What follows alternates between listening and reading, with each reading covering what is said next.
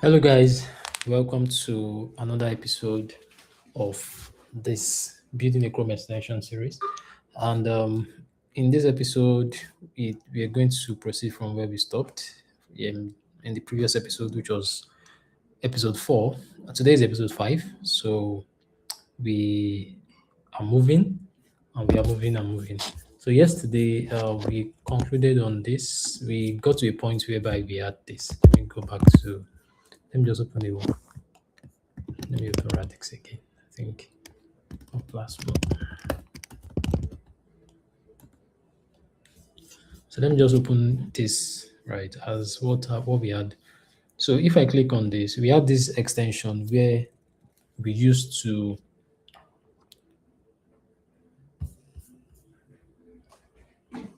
where we used for our test, right? And basically the extension was just showing and displaying what we have. So what it does is currently, if I go back to this place, you can see this. It has this screenshot of this page, and I can annotate all of this. And if I do that, let's say I choose a rectangle, I can do this. It automatically works. So we had this as our yesterday, and everything works well. I can do this. So we had this functionality yesterday, and you can also increase the width so that I can create, like, let's say the cyan color to choose like the framework and select the framework, and then I can move it here. Now you can see we have all of these things, and then it works. But what we have the arrow tool working. I can point to this, I can move it, right? All of those things work. We have the ellipses also that works. I can select the product. We have the freehand. The freehand is you seeing what you're doing in real time. You can select the colors you want to use, and everything works perfectly well. Now, we've not done the undo like we said and the redo. You can see it doesn't work when we click it. It respects the state. It can predict that undo, push.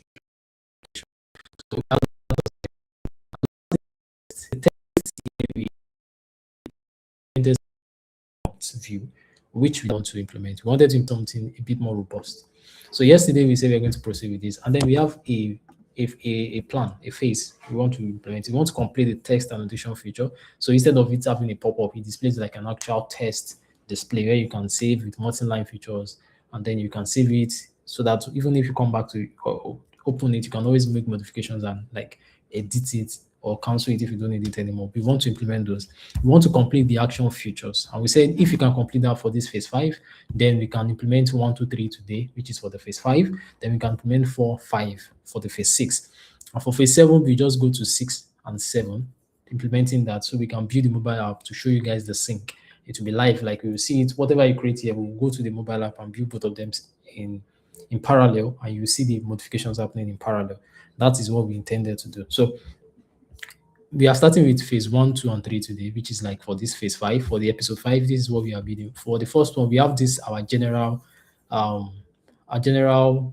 implementation plan, right? This is our milestone. This is our milestone for this project, but this we breaking it into phases now. So in this case, we are completing the text annotation feature and the test and the actions feature. But first of all, let's work on the text annotation feature. So where we stopped yesterday was we were prompting with AI to make some changes. And what we did yesterday, let me just go there. We add certain thing. I've done some other work since then. So I remember we had this I think it was here 6:59 p.m. I guess this is it. Okay, yeah, this is it. So let's say we have the inline text editor and it says, oh, okay, I'm going to implement both of them together, but we didn't get to finish this aspect. So he said, this is what you said is going to do. Like I said, we're using AI to make this work. So I could just show you guys this. Oh, I built this using AI, but I'm just showing you the way you can do it yourself so that you just don't say, okay, you did it online. Yeah, how do I replicate it? And then you start looking for the way to replicate it, which will take you probably more hours than if you watch this video to understand how it works. It's just you putting things in perspective, right? So at the end of the day, like I always say, there's no one click button for AI, except if you are using the top high end models, which will cost you like 200, $300. And then you have to prompt as much as possible because you're trying to build a complete feature. But in this case, I'm using a free model and teaching how you guys a free model to make this work also. And we've seen the results so far. So if you're interested, it is a good way to go about it. So it says, perfect. I'm going to implement the inline text editing solution with both phases. The complete text inline editor implementation plan is to create a text input overlay component. So the first thing is I'm not really sold on the way it wants to do it, because if you want to have an overlay, two things is either you overlay the entire canvas or you create a short, a temporal, or let me say a customized overlay, which I feel the AI cannot get right. So it wants to create all of this. Currently, we do not have any files except for this one with just documentation. So we already committed all the changes, so we can just undo automatically, which is fine. So in this case, we have the purpose is just to for the styled input overlay that appears at cursor position, which is okay. If it's going to appear at the cursor position, then that is fine. So that means it doesn't like display 100% or overlay the entire page. So you say the features are auto positioning, at click coordinate, auto sizing, enhanced text to state management. That's for the second part. The third one is canvas coordination. So all of these are just what it's going to do. The next one is just the real-time view, real-time text preview, the integration, the text editing workflow, new text, which I don't expect us to have all of those things because this is just going to, all we just want is you click, you write, you delete. That's all. So we need, the reason why I'm reading all through this is because we don't want it to implement some of these features. It's just unnecessary. We don't need this. We don't want okay, we need the real-time preview so that as we are typing, we see it, which makes sense. Second thing is we don't want the font family because we are not using font family in this case. We're sticking to just having things like the font size. Okay, font family is there, but yeah, we are definitely going to remove it because we are not using font family in this case. There's no point. It doesn't add anything to it. So there's no need for that. And basically, even the font size doesn't affect it currently, if I'm not mistaken. Oh, so it does now. I made a modification to this yesterday, but this is what it is. So if I cancel this, let's say I type it here and say this is a sample, and I click on this, you can see this. I can move this around. As you can see, it gives me ways to manipulate it also, depending on what I'm doing. So this works too. And then selecting the font family doesn't really change anything. It's just dormant and weird and unnecessary. So we don't need that. So that is set. So we need to modify this plan to ensure that it works the way we expect it to work. That's that. So the second thing here is we have the phase two, which is the enhanced user experience, right? Which we are going through, but we need to modify some things. We want to apply the font size, family, and color. I'm going to leave the family here because it's just one thing. I can remove it myself. Then the text editing workflow, we don't need all of this. Okay, we need the deletes. We need that. So the delete and okay, I think this works because now the new text is just to click anywhere on the canvas and it works. The editing means click existing text, input with current text, modify the text, update annotation. The cancel means cancel to do that. This delete means you totally delete it. Okay, that works. That works. So the text editing workflow remains there. And the keyboard event handling means you using the keyboard, setting keyboard configurations to perform actions on the text itself. Like when you finish text, you just click Shift Enter for the new line, or you click Finish to finish the text input. In this case, I would prefer if you use text. If you use like since you're on your monitor, your desktop, or your laptop, if you click the Enter button, you should go to new line, and Shift Enter should be to like cancel it. These are things we can remove once it's done. I don't want to like tamper with his whole workflow. He already has his workflow mapped out. Don't let us go there and cancel it. Just like a normal human being, you don't want to tamper with when they have their thought process complete. You just mess up everything for them. So that's the way I'm treating AI. We have deletes, we have the tab, in text annotation. Three is the multi-line area, the size, line breaking, those things. So we are going to use Radix for most of these implementations because we are going to use Radix inline scrolling to make sense because we want it in such a way that the canvas we are going to be creating, we have a fixed height and width. It should be stretchable because it's text area, but if it's text area, then we don't need to bother about it. It should be stretchable the way the user wants it. It depends on the user. So we are making it configurable and easy for you to use. That makes it easy, right? That's all. So the next thing, which is the rich text property panel. Now, this is the part I do not want it to have. The inline controls for font size, we don't want all of this. We don't want the complexity. We just want the user to write C, save, that's all. The complexity is not needed, except the user specifically asks for it. Maybe when we have users and then specifically, oh yes, we need this, we need this, we need this. Then we can now say, okay, we'll release that in the next version. But for now, we don't need it. The live preview, yes, remains there. The preservation, maintain properties when editing text, integration connects with existing toolbar controls, which is fine. Selection and its testing enhancement means you text its detection, improve this and this. So my only issue with this is the inline controls, which I don't want. Every other thing is perfect, right? So that's that. So let's see. Technical implementation details is this, text tools integration, this and this and this. Yeah, this is basically it. And that's all we have. So we have the testing strategy, we have the implementation priority, we just have everything basically aligned. So I'm going to say it should continue. I won't really stop. Like I said, I don't want to break his flow. You already understand what to do.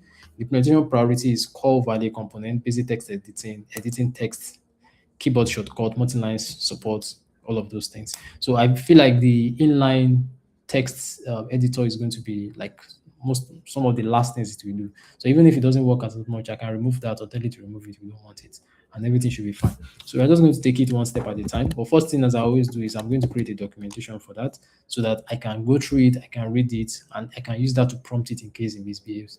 And if we don't get it in the first attempt, it's always good practice to do that. Like I've taught since we began the series, probably from the game series, mobile app series, now the extension series, you know that I always create documentation for all my plans. Remember that, okay, this is what I want, or tweak the plan and pass that plan to another AI, or give it to the AI you're working with. Or if the AI doesn't work as you want, you modify the plan, you tell it to redo it, and then it works for you. But it's just good to have a plan, just like you treat it in actual software development. You don't go building without having a plan.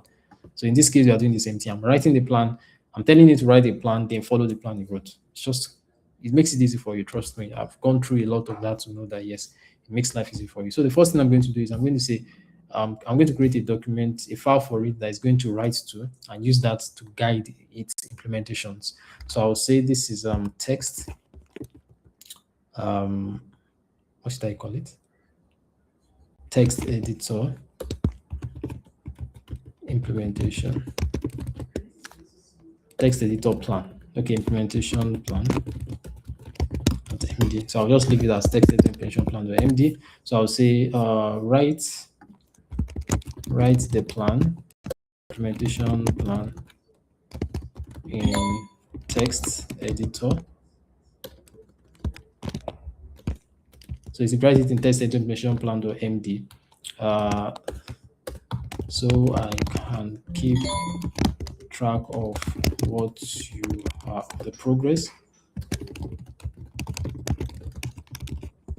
and also get other LLMs to keep track of the implementation progress.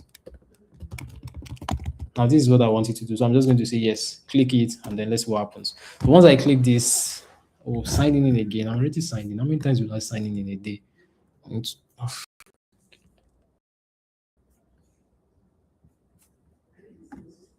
right, so I'm just going to sign in here. It's just going to take like 10, 20 seconds.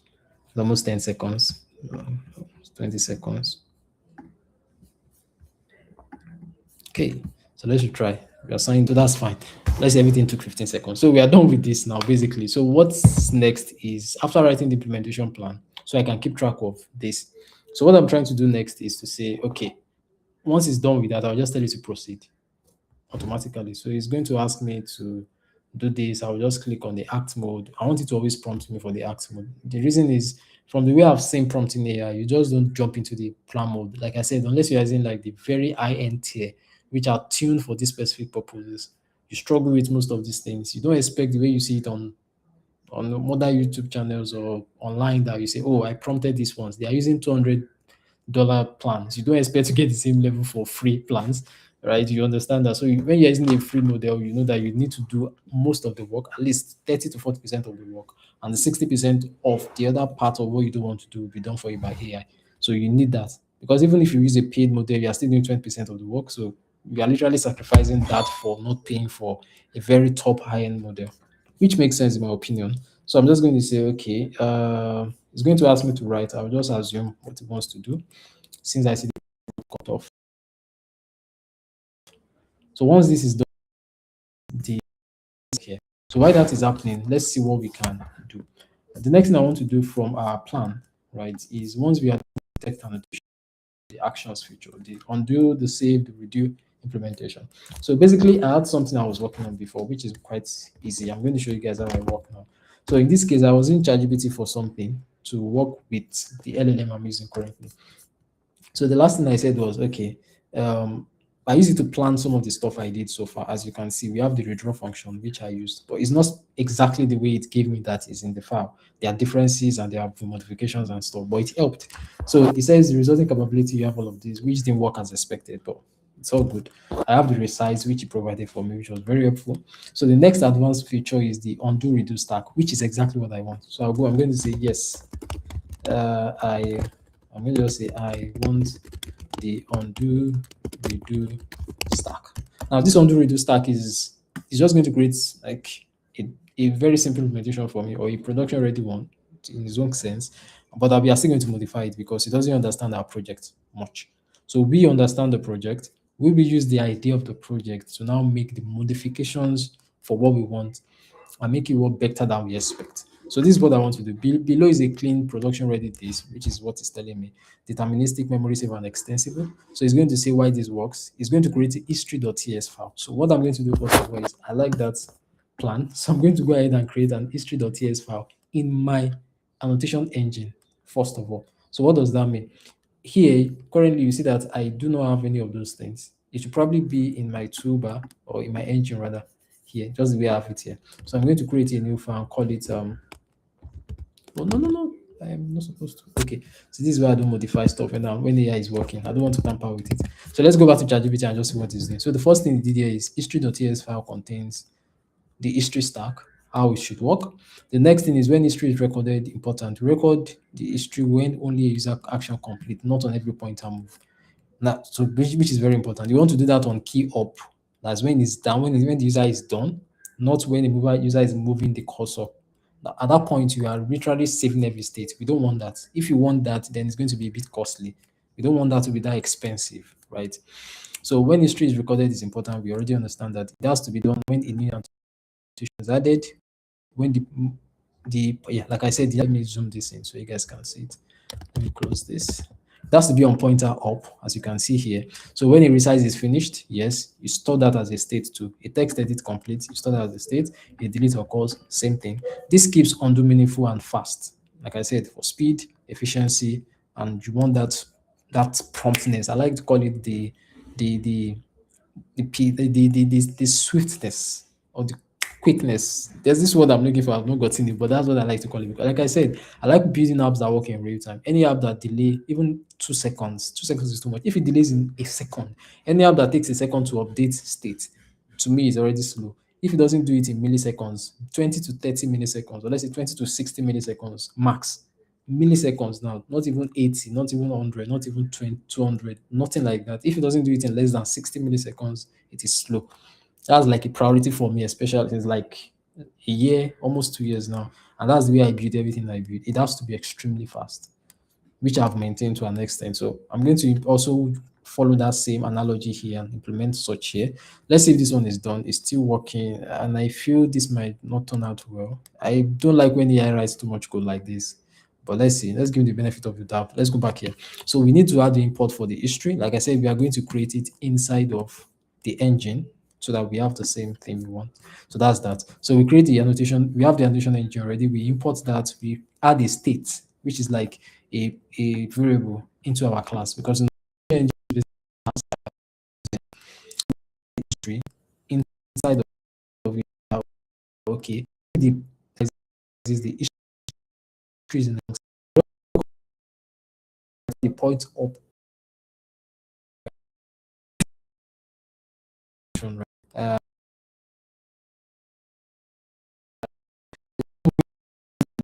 Want to have when it is done, pointer and do that from. So when loading serialized data also, what you want to do is you want to pass the annotations, you want to clear the history, which you've already implemented in the current implementation. So we have the undo redo API, which is clean and public according to ChatGPT. We have the undo and redo, and we also have the undo and redo here too. Let me show you guys. We need to, I think it's almost done.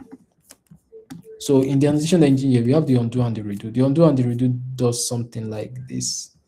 We have this load, like you guys pass, but you can see this. So we have the history to like state to store state and so whenever we are loading serialized data, I want to clear the history first. Currently, we don't have, so we need to make that very important. So undo do also needs to work. When we undo to the annotation engine still, remember I said we have the undo. I mentioned it just like not too long ago that we have the undo. But the reason why something is not working as expected is because it's not properly done. So the undo is there, the redo is there. You can sort you will have seen the state changes whenever we implement a function from the canvas, but it was not just working as expected. So I'm just going to add types to this, and that should solve the problem. So AI might not be able to like fully get that part, but that's the problem with that. So it's running the build is successful, we are done. So in this case, let me show you guys the engine again.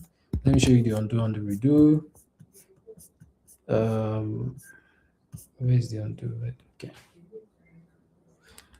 All right, so I'm going to show you guys all of this. So the next thing is keyboard shortcut, which is standard, optional but standard. So we want to use Ctrl Z, Ctrl Y to undo and redo, which we want, or Ctrl Shift Z rather. Either use Ctrl Y or Ctrl Shift Z, any of them works. So when we have the React UI integration, when you click this, it does this. So now we should have undo and all of this. So yeah, it's quite easy to implement, right? It should take time. Like I said, if I was to implement this library myself, all of these packages without having to stream it like this as I'm doing, this most probably take from start to finish, not 4 hours, but giving hours.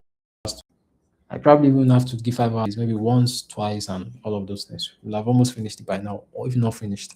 So the next thing is the next value additions we can have. So ChatGPT keeps giving us additions that we can implement, like multi-select and group translate transformations. I don't want that. We don't really want something like that.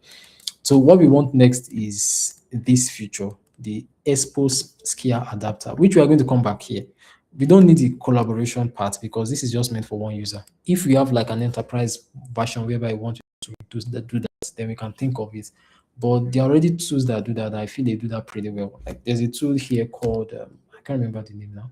But if I remember the name, I'll probably talk about it. Yeah, nobody's sponsoring this. It's just me like mentioning tools that I feel like they are very useful to the community and to you as a dev or as someone that has a technical setup, right? These are tools you can get for your users, for your devs, not your users, for your employees or for your devs to work. And I think it really helps also. So that's basically what we're talking about. So in this case now, you see, these are things we can come back to work on, but that's not our focus for now. So the AI says it's done with all of this. It can see marking it as complete, complete, complete. Let's see if it's truly complete. Let's check for red lines first of all. Like I said, one of the things I do not like red lines. I don't like seeing red lines. So let's see the first thing he did. He removed the text first, which you can see was using prompt. So he removed that from using prompt to returning this, which I don't understand. Font size and font family, we don't need that, but fine. Those are optional stuff. We don't need font size and font families in our implementation anymore. But that's fine. So the next one is to implement all the required members. So I'm just going to say yes. Implement all the required members. This should solve it. Red line, which is this, still the same issue. Implement requirements, yes. I'm skeptical of the font size, adding font size now because okay, don't worry, we'll make that fix when it is time to make the fix. I know what to do here because we should have like a temporal size. Not temporal in this case. We have like a size that we can use. So in this case, I don't know why this keeps importing crypto from here. We don't need that. Crypto is already a package you can use without importing any of those things. And I'm sure it would have imported crypto by now. Okay, that aside, so movements pointless for text. We don't need it. So our text tool is complete. Basically, looking at it, it looks nice. It looks okay because when you on pointer up, what you're simply saying is you are returning all of this data. Now, currently, we don't need to return the font size. Like I said, you're supposed to be getting it from like the text tool itself and adding it to it from the schema. You can get it from the schema, from the properties of the schema, because that is dynamically implemented. But you still don't need to bother about those things, which is fine. So let's go to let's see the next error. The components. Yeah, where's the red here? Showing red just now. Oh, so that's just that, would, that was just a decoy. There's no red. So everything seems fine thus far.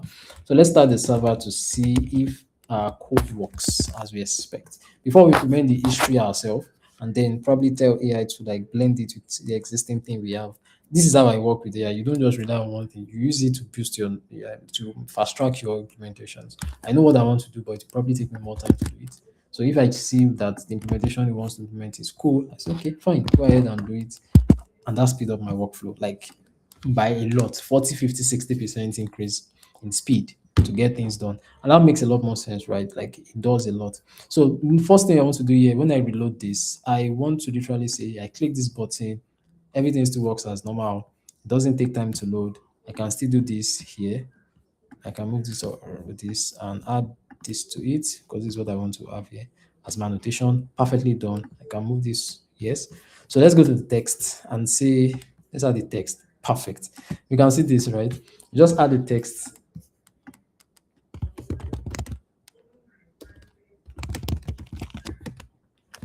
This is an annotated text.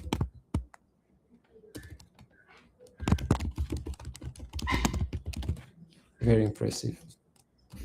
So if I save this, you can see this. But the thing is, even if I do it this way, it doesn't change anything. Currently, the text doesn't, the font size increases.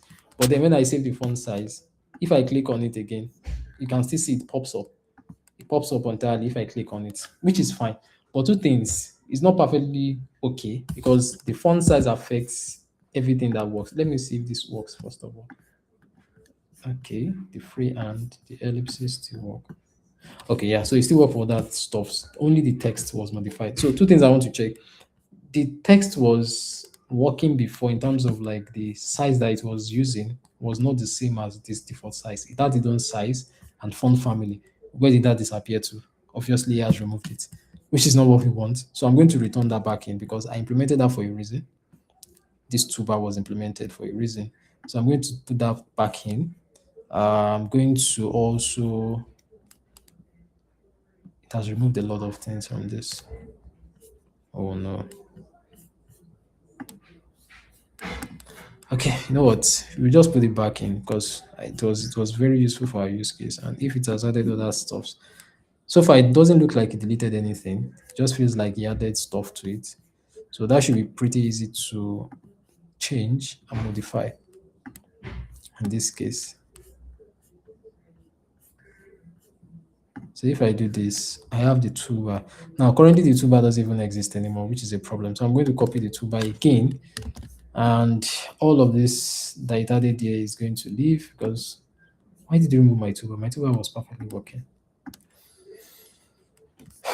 So annoying. So the toolbar contains all of this. Everything you can see here, the toolbar contains that. And that was why we removed it.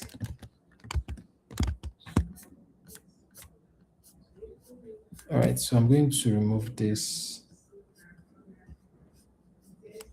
I'm going to collapse this. So first things first, I'm removing all of this.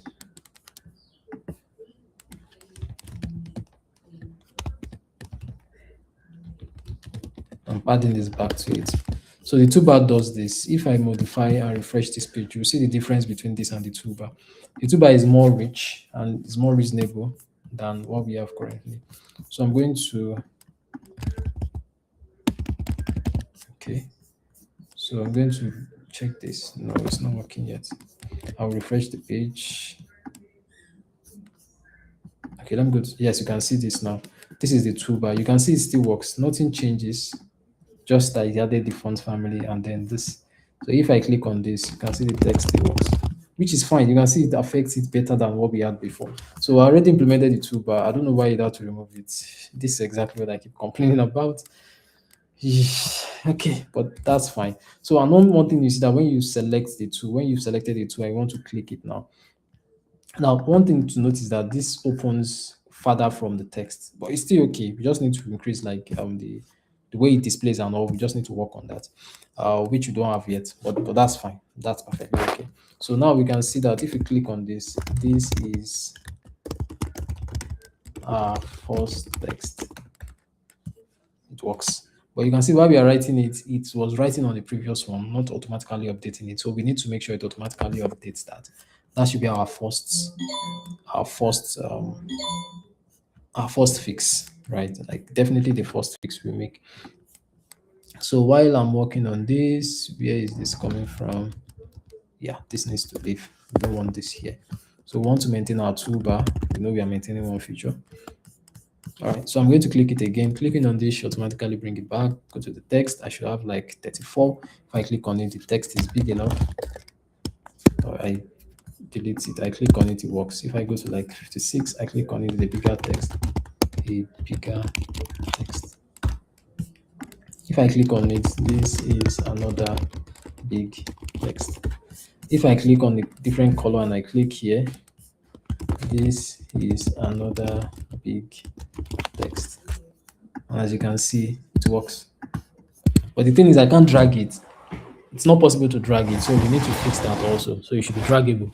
So these are issues we want to fix. If we want done 35 minutes into this, let's see if we can speed this up. I want to just rush this without having to waste time. So two things I'm going to implement first is you can see the color doesn't affect it. We don't have that happening currently, which we should. So we are going to tweak all of those things. So two things.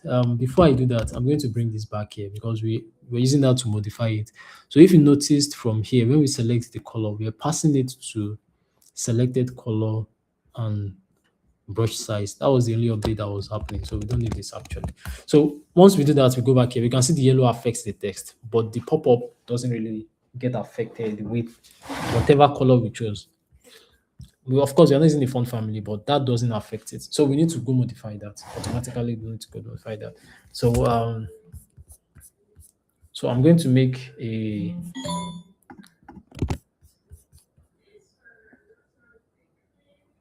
So I'm going to create a new task here, and I'll say something like this. The new text implementation, I'm going to first commit it because just good practice. Like I said, I already explained why this is important. So it's something you want to like work with to make it make sense for you. So you don't have to like implement something fine, then AI goes to mess it up and you can't go back on it because it's literally we're not going to it's not going to work if you go back on it like that. So implement dynamic toolbar. I think I've pushed that if I'm not mistaken. All right. I'm going to clear all the filters. I should get implement dynamic. Yeah, it's matched. So I'm going to create a new branch. Like I said, I'm creating new branches for everything. So it's going to be um, implement text overlay. Let me call it test canvas overlay. So that's it. I'm going to push this to it. That's all of the files. So I'm just going to commit the file. I'm going to write like a detailed commit message using AI to write that. So once that is written, I'm just going to commit it. I'm not going to push it because we are still working on it, modifying it. So I'm just going to push it as well.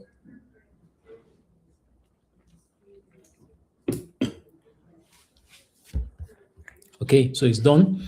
So I'm going to commit this. You can see the text works for the actual commit. So clicking on this should commit the entire thing. So we are good to go. The next thing is to make the fixes. So I'll say the new implementation, new text implementation, or the new text canvas implementation works, but there are few fixes to be made. One. So I'm going to point out all the fixes that I know that needs to be made. Now, the first fix that needs to be made is this. So if I look at it this way, the text works, right? But I can't click on the text to drag it. I can only click on it to display the next thing. And if I change it, it takes the color of the current selected color, which is not what we want. So I will say this, the text canvas doesn't use the stroke, the selected, doesn't respect, let me use that word, the selected color for a stroke and fill as other tools do. That's one. The second thing is the text. Also, when the a saved text cannot be dragged, it can only be moved, can only be clicked to re-edit, and once re-edit and once clicked, the current color is applied irrespective of whether that was the color set when the text was created. Now, this will be my third complaint. I'm splitting it into three. So those are the three things I've experienced so far. Like I said, the other things we can see, and you can see the way it displays by the right, like a bit too far from it. Do we have multi-line? We don't have multi-line, right? We can use multi-line here. We have, because we can use Control Shift. No, we can use Shift Enter rather to create multi-lines, but it still works, which is fine. We don't really have a problem with multi-line display and solution. So the thing is to show you where that is being implemented. It's been done inside of the test input overlay. So if you want to modify anything literally here, which I can myself, I don't need the AI to like kind of do this. This is a new file. So what I need to do is I should go to the text area in this case and modify the stroke. Now the stroke being used in the case of the border here, or let me say for the div rather, because the border is maintaining the position, is maintaining the same style as the parent container. So you can see that it's taking that as let's see the positioning. So the text, the top is that's why you see, if you look at, if I click here now, for instance, see where it's displayed, like so far away from where it's supposed to be. So why is it doing that? We need to, if we can modify it from this position overlay, we can do something like 20. This should be smart enough to know if you have probably like the top part of it or by the bottom left and all. It should be really smart positioning. But for now, we can use this as a check. Second thing we want to do is we don't want the background to be white. It's supposed to take the color of the border.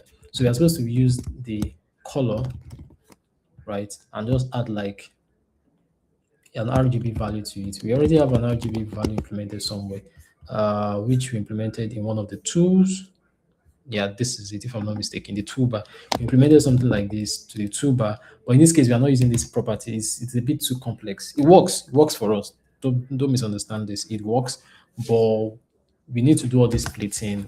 Best thing I can do is put this into like a utils function. We have an utils here, so we can put this in the utils function, create a function for it, export function. What's the name of the function? Convert to RGBA. Convert X, I need to be explicit, right? So RGBA. So you do this, and then you return something like this. No, what am I doing here? So this is the first thing I'm going to do here. This is not a GSX. Come on. So I'm going to paste this like this, and then I'm going to return. So in this case, the new properties of field, we don't know it, but we are going to return this value basically. So this value we return is what we are going to be using for our values. We want to have a consistent alpha value. So in this case, we take a value and we have it as a string. So this way I know that everything is perfectly complete. So this way I can convert an X to RGBA perfectly well. So I'm going to go back here and convert the X to RGBA and pass in the color to it. Now the color we know is an X value. So because it is an X value that looks somewhat like starting with the hash. So we can also modify this value to look something like this. We say it's a start with this and it's a string. We can have something like this. This is also valid. Of course, this is not like what we're expecting. So we can say this is this because it's supposed to be like this. The reason I'm putting that is just to no. I'm not escaping it that way, am I? Nope, still not escaping it that way. Okay. something like this. I'm supposed to do this. I'm supposed to put the hash before the um the dollar symbol here and pass it as a string. So that way, if I'm passing something that is not an X value like this, you can see it complaining because the string is not that. So which is what I want, but then I can leave it like this. Then I can say is this or a string. The reason why I'm not converting this to a string is because this will require me to go and set the color every single place it exists, which means in this place. Now, but the string can also use another format, but we can also convert it to say that, yes, we can have this type X string equal to something like this. So we use the X string as the type. So in this case, we just convert this to the X string. So we convert it to the X string and then go back here, and instead of string, we can use the X string as this or that. This has started again. So we use this one. So we use the X string in this case, which is type of this, literally the type of this, and that works. And that is it. We are done. So now if you go back here, we shouldn't have the same color issue again, but then we still do because the string that is being passed, this function takes it as X, but then you know what, I'm just going to make it easy for me for now. It's going to be X or string, which at the end of the day, text input overlay is that text X or string, but the color being passed here is not X or string, so I'm going to be doing this string. Yeah, so for now, we're not concerned about type safety. We'll come back to all of this when we have enough time to do this. These are things you'll be releasing update in mini updates. Exactly. So this is fine for now. So if I go back to this and test all of these things we just done, you see that the fill now works for text. If I go back to text and I click on this, you can see it gives that fill. Now it works. If I select the cyan color and I click on it, well, it doesn't do that, but it's going to write the cyan color, which is not exactly what we want it to do. And if I validate this and do this, well, it still works. So this is fine. This is exactly what we want. Points to note, I feel like this color thing is okay, in my opinion. I don't know if I want to change that because it makes it complex to edit the text, right? Um, I think I'm not entirely sure, but let's fix this type first because the color is not being affected whenever we use the text overlay. Let's see if we are passing the actual color to. So the color we're passing is the selected color. Selected color is not being used anywhere here because it's not updated. The reason why it's not updated is because it's coming from the tool. Remember, we're using it from the tool, which means that was why it had to create the state manually. So that is a problem. So that's why it's not going to work, which I understand. So we need to go back to the tool, which is very important. So I'm going to go back to the tool. And what do we use to the tool? We passed in our engine and active tool.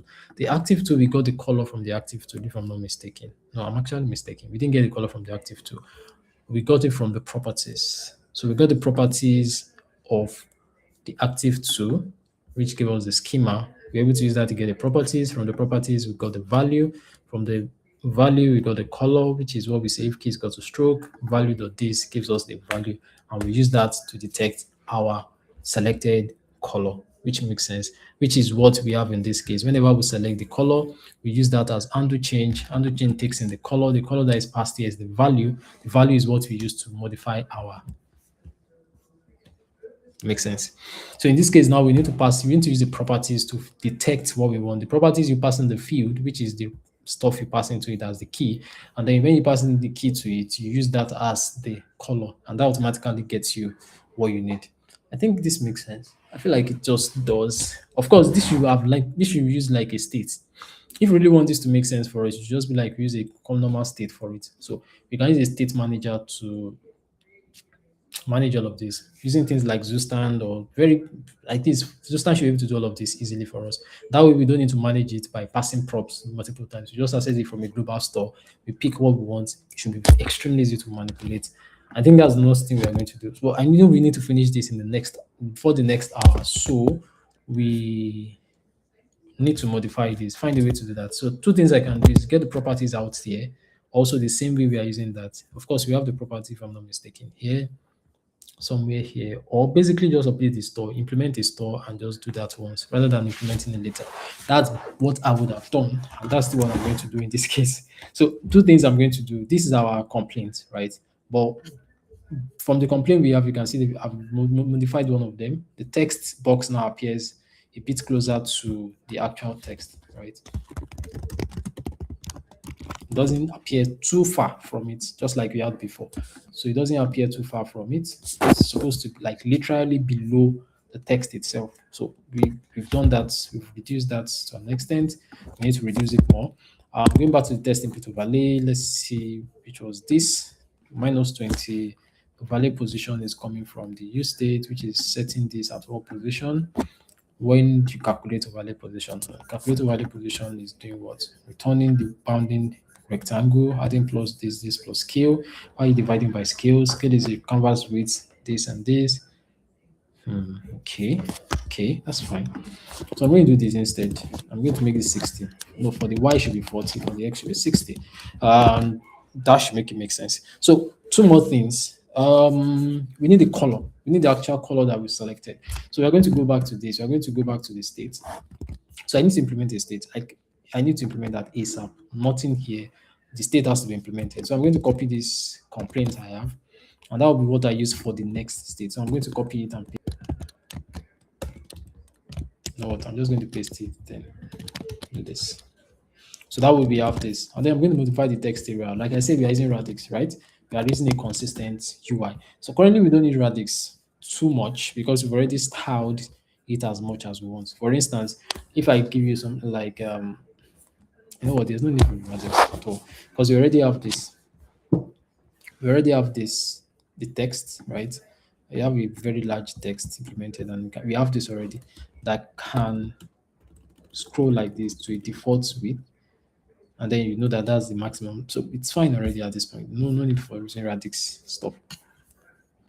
This just works. So the next thing to do is, yeah, let's say want to implement a store, a global store for this implementation, probably using.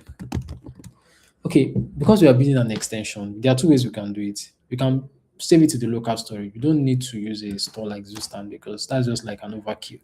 Or it works, yeah, but we don't need that.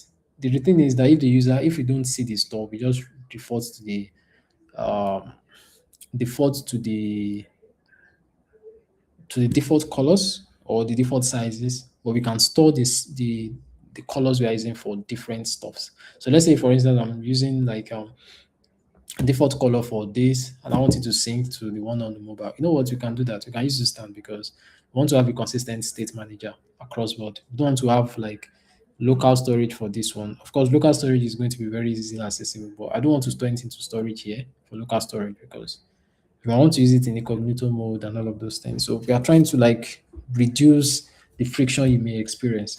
So probably using, I want to create it, let me just let it suggest for me. I want to implement a global stuff for this implementation that allows me to be able to access things like the global, the color sets for the text too, and the size the user already set so that these properties persist between sessions and as on the same between sessions.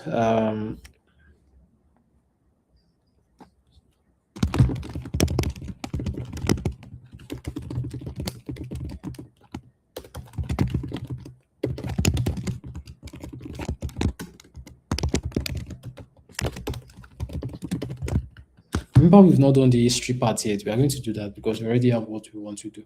Let's just finish with the text. Like I said, we are taking it one step at a time. So when we finish this text, we go to the actions, the undo, redo. Like I said, we need to complete this, the three of them, and implement Dixie. The reason we're implementing Dixie is because we want to, thinking about it, we want to implement Dixie because we want to store to local storage. But why don't we just set up our sync engine automatically? That way we don't need to implement a local store, then that will be synced automatically to our. Okay, but you know what? That makes sense also. What if we do not have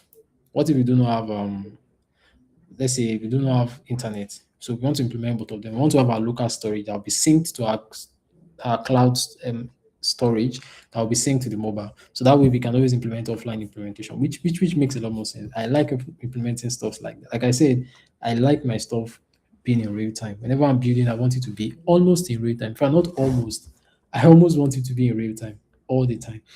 So the user wants to implement a global store for the annotation tool that persists like settings like color set for text to another tools property between sessions. There's a common requirement for maintaining user preference and state. Let me first explore this current code based to understand how the current tools are implemented, which state management is already in place. There is none. What storage options are available, the current structure of tools and their properties, except it wants to use local storage. That's the only state.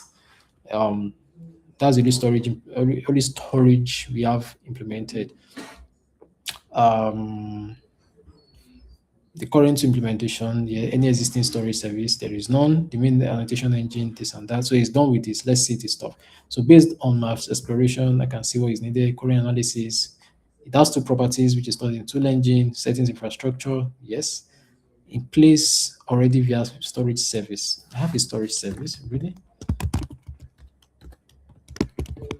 Oh yeah, we have a storage. Yeah, I totally forgot about the storage. So the reason for the storage is we are saving this when we click on this save and export.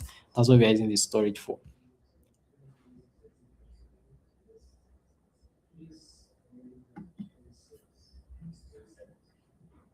So individual tool schema that define configurable properties for each tool, the toolbar component that manages two specific properties but doesn't persist them. The problem is that the two properties are currently stored only in memory in the annotation instance, reset to default when a new session starts, not integrated with the existing storage systems. Proposed global store solution, implementing a two store that store this.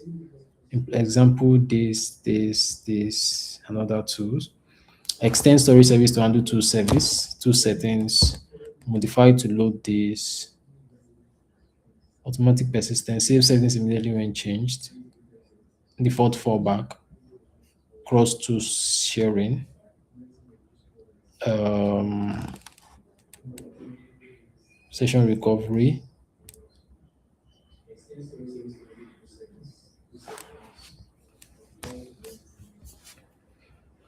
Okay, this is fine. So it's going to store it in local storage. And that means anytime we make a change and change the settings, it's going to store that automatically. Okay, that's fine.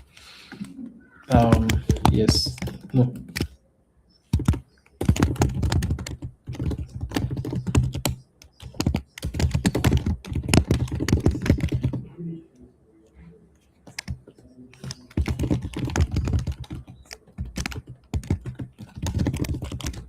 So does this mean when this is implemented, I'm trying to think about if this will work for my use case, because what I'm saying is if this is completely implemented now, then the I can access any tool property from any file without having to manage state,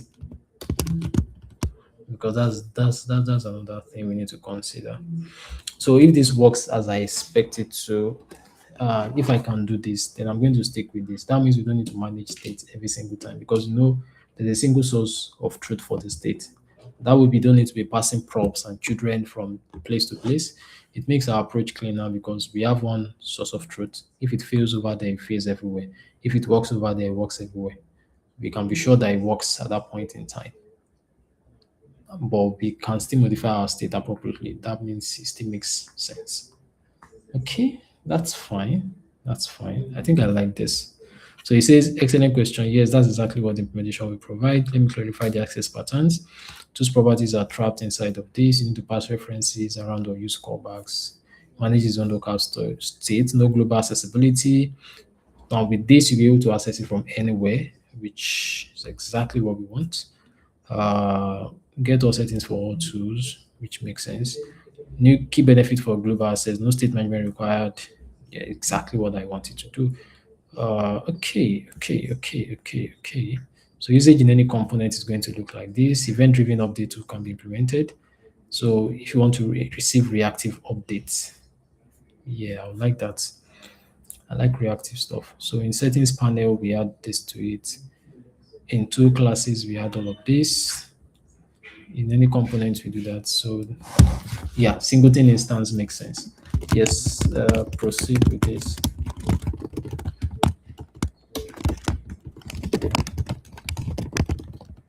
So I will tell you to just proceed with the implementation, allow it to do its thing, see what we get as a response.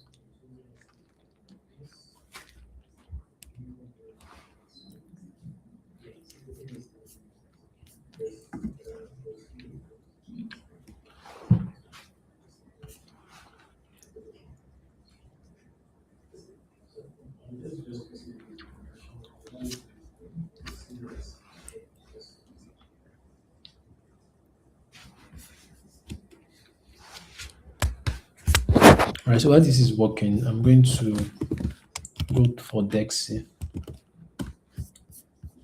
and try setting up Dexy before you start because, yeah, you need to get it started. So, like I said, they already understand how Dexy works. Like all UIs have, all LLMs have used, all AI have used, understand how Dexy works. So it's not something I need to implement. They already know how it works, I believe. But at least I've had experience with that and they work fine. So it shouldn't be a problem.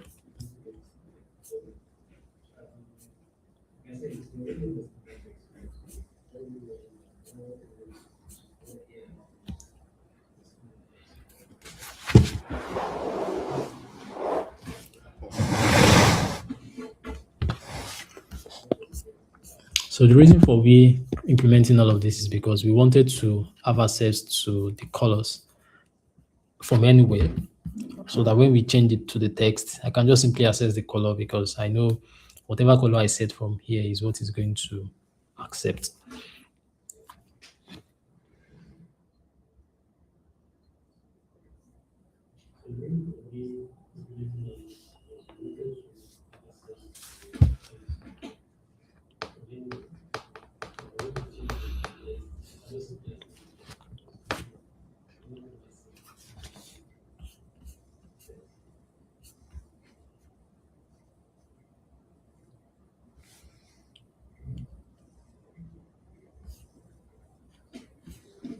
Okay, I think we are good.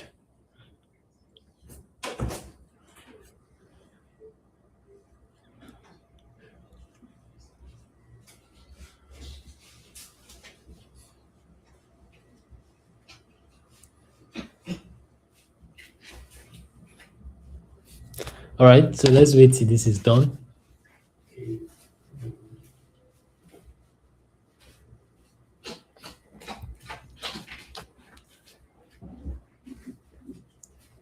It should be done anytime now.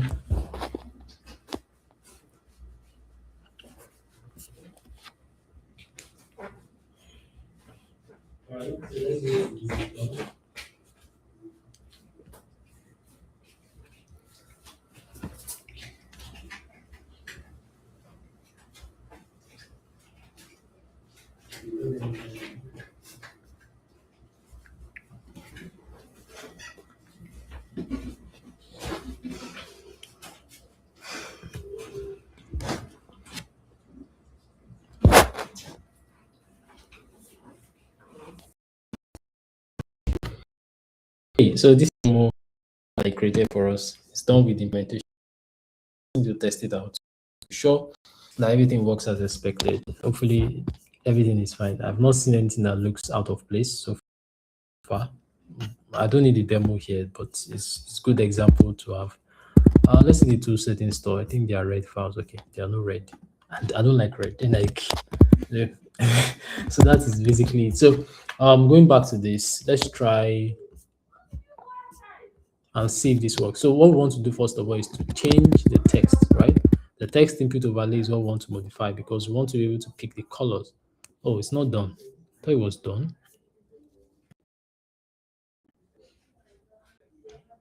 Oh, it's not done yet. So let's just wait for it to but why is the pick the color, right? Because yeah, so this is it. So we need a color here. So all right, now I need a demo to see how it's going to pick the color. Let's see. So how does it use that? Exactly. Now this is what I want, right? I want something like this quick start. Let me show you. Let me make this bigger. So for the quick start, for instance, as you see here, it says I can access any of the two property now because it modifies it instantly. So how do I get it? First of all, let's see if everything works fine and nothing is regressing currently. If I modify this and I draw my arrows, it still works, but doesn't okay, yeah, it does affect it. If I change the color to this, it still works. Okay, so my rectangle still works, but now the fill is totally gone, totally spoiled. I dislike when this happens. Some things have oh, now it's working. What was happening before? Wow, that was weird. So ellipses, I think the thing is until I select a color, it doesn't use the normal color. So once I select the color now, it works. It works fine. And once I do this, it works fine. Freehand to will not work. It will not even match that. So it's going to be using like the default stuff until I select the color. So two things, if I go back to the rectangle and use it again, it maintains the last one I selected and then it uses that here. So what we need to do is to update whenever we select it to update the color with the global state. That's what we need to do. So going to text, let's test the text. Let's look for an empty space. And you can see that it's closer to the stuff, but now using that is worse because it's displaying like this. It's based on the way I configured and positioned it. So we can always change that. So I can change it to a higher number and click another one and write it like this. It's big enough. So if I go to the, let's say white color, right? I click here and I'll type in white. It works. So if I go to cyan and I type here, now it works. Now that means the color that we are trying to even add has been added by default. Let's see that the color is being passed to text overlay. That means the color is coming from, selected color is coming from. That's weird. Should not be happening. It should not be working. It shouldn't be working. That should not be working. Okay, I think I know why it's working now. So that means if I go back to the text overlay and whenever I select one of the colors from the toolbar, which is where it was done, if I'm not mistaken, it's update the global store with the new engine, which is where the changes was made. Yeah, so it update that with the new engine. That's why it's awaiting this. It's now an async function. And that's basically what you did. So yeah, that makes sense. That makes sense. So now we don't need even the colors because it respects whatever we select. But we realize this doesn't still respect the colors we select, right? So we want to use the tool demo, the README file. How do we get that? We get that from here. We can await it like this or like this. Okay, let's use the text, right, and see what we get. So use that this way. Go back to the text overlay. I can add that inside any. Okay, I can't use an await except I'm using it in a.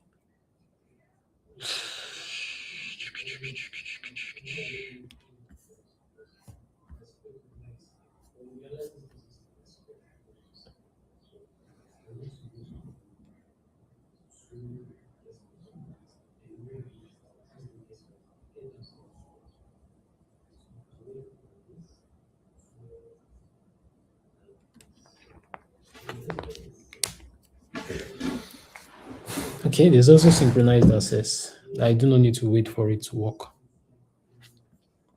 Okay, I think I prefer this for this use case. I want to be able to access it just like this. But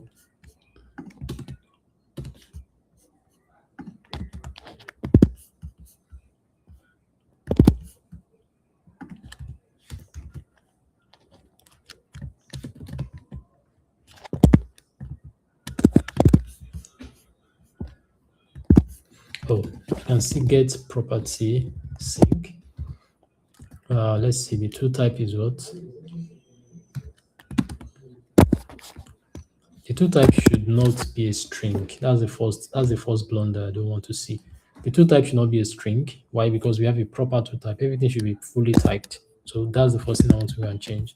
The tool type should not be a string because you should be maintaining the tool type. there's literally a two type that we have, so you should be able to maintain that. So wherever we have two type, it should be two type, literally as a type, not as a string. We want it to be entirely type safe because the more it grows, the difficult is going to become if it's not type safe. You don't know what is supposed to be passed to where and all. So that is not good enough. So this is for each two type. So wherever there is two type, it has to be of type two type, literally of type two type. Two type is going to be two type like this. So the property key is going to be a string instance.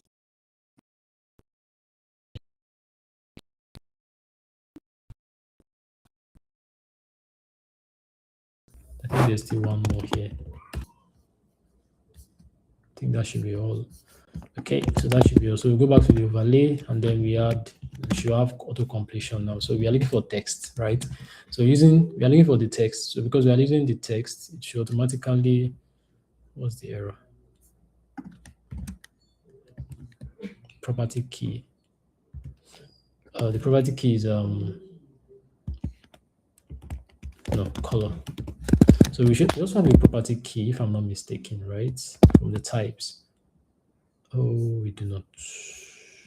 We're supposed to have that. It's either color, size. Okay, I need to create a property key too.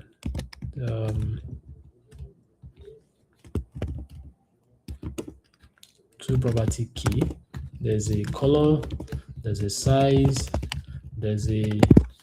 it differs though. There's a color, there's a size. I think there's just color and size for most of it. There's font family too, but literally not compulsory. Just family, color and size for now. You can call it size or font size, depends. Because it should be for different type. So I'm going to call it property key. Yeah, this makes sense. So I'm not going to be using that yet until I'm sure that it's what it's supposed to be. So I'm going to go back to our README or the README and check. And in this case, we have the text color to be text and stroke. Okay, it's actually stroke. So that's how I said I was not going to change it. It's stroke. There are three of them. There's stroke, there's color, and there's size. To be sure of that, if you go back to the toolbar, you see something like if key goes to stroke, do this. If the case is color, do this. Number, do this, or text. But I'm not even sure which it is right now because there's a property of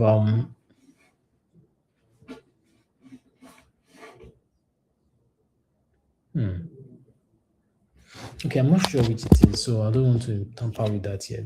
I know there's a color, there's a number. I think the type is color, number. Let me go to any of the two first. Text tools. In the schema, we have the key is stroke, font size, font family. So the same thing applies to the ellipse tool, for instance. You have the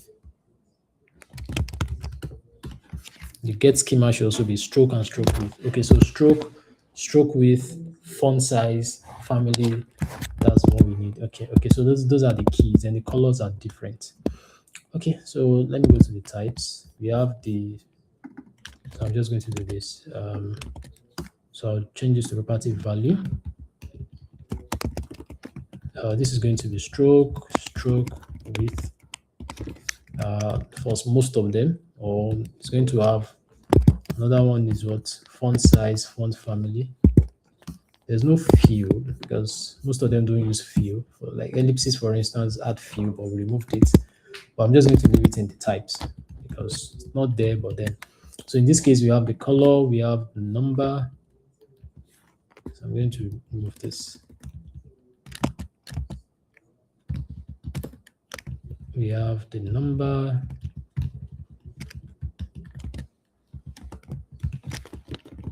And then we have the size. So color, number, size. So in this case, you can see color for the type, color, number, text. Okay, color, number, text, not size. Color, number, text. That's basically the type. We have two, but we can see text already. We've gotten our color because this is literally what we have. So this is our text color. And I'll use the text color for this property. Is going to be text color. Text color. Now plus text color. So the field, the border, that thing, the literally has like a fixed width. It doesn't really matter the size of the border, but the background matters.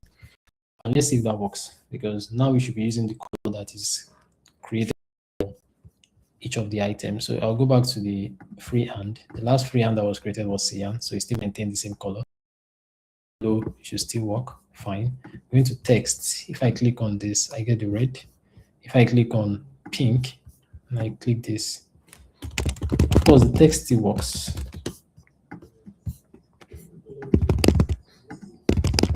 But the container doesn't respect the color, which means it's still not as we expect it to be. Okay, so it's not working yet then. Okay, no, just to be really sure, I'm going to do this. Console.log text color equals text color. So I'm going to add this to it. I'll say text impute valley like this. And then go check this. I'm going to inspect this before making any change. Go to the console, clear the console, increase the width for the text to a very high number, and then write on the text. So if I change to green, now it works. Yeah, so it's working actually. I was just, yeah, so it works. That means it was not refreshed the first time we tried it. Because now we see the colors are working with respect to that. So I can remove the text, the color. Then the next thing we need to work on is the text color. The text color for the color of the text area itself. So it's going to be text color. So it maintains that same color now that we have everything done. Or we can use a default black color. It doesn't really matter. So now we have everything working. I believe it should be fine, perfectly okay. Okay, so the next thing to do is, let's test it again. I'm going to just refresh the page just to be on the safe side. Go to text, increase our text, right, save it to white, click here, right, you can see it works. Go to yellow, click here, it works. So it's respecting the colors. Now let's work on the positioning that we added, because we've messed up the position to a bit. So I'm going to reduce this by 40 now, so that the left doesn't like shift to directly under the container we are working with, or the canvas we are writing on. Like, go back to text, it's still directly underneath. So okay, so it's fine. It stays under the cursor at least. So I'm going to take this back to 60, take this back to 20. So that way the top, the white positioning doesn't like overlap as much. But every other one works perfectly well. So let's test it out. Refreshing this, clicking on this. We have this here, the text actually. Still not as I wanted. So I'm going to refresh. I think it works, but it doesn't work the way I expect it to. Text, white.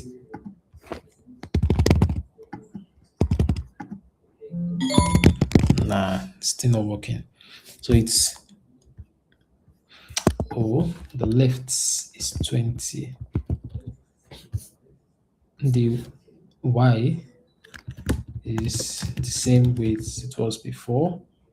The X should be 40. Okay, I'm just guessing right now. I'm not really sure what I'm doing here, but I think it should make sense. All right, let's try this again. Click on this. You still have the white color retained for the text. If I click on it, yeah, so okay, so that works. So the font size should have a default font size. Currently, the font size is coming from, it's being passed to it from the text overlay, which means the initial text size or the font size is brush size times 4, which is terrible. Absolutely terrible. That's not what we want. So we want a default for it, right? The default for the the size that we select for the schema should be in the text tool. So for the schema that we selected, we have a minimum of 10, which it should be using in this case. But apparently it's not using that. So minimum of 10, maximum of 64. Then we should have a default for it, if I'm not mistaken. I'm extremely sure we have a default for it. So when we draw our font size or 16, so that means we select the font size coming from where?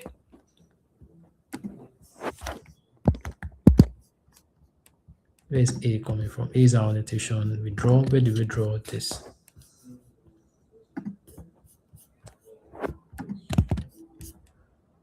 So where is this text tool implemented? Text tool is used in the annotation engine as tool. Use this. Then use the text. Then if the active tool is text, don't interfere with it on down. If the active tool is this, start text editing. The text editing is this. Where do we set the default texts? Font size.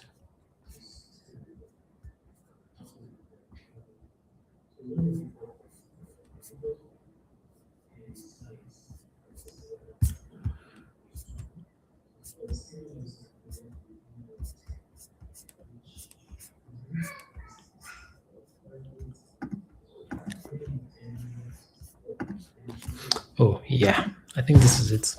So we have like a default, which is 16. So I'm just going to work with that default. If I'm not mistaken, it's always showing 16 here. So that's fine.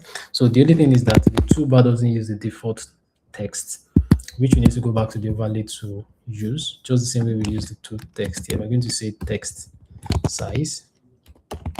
So that way it can maintain the size also. So the stroke is going to be, instead of stroke, it's going to be, let's see the types and again. So instead of stroke, it will be font size. So I think now I can confidently change this, but I'm going to leave it for now. So it's going to be text size.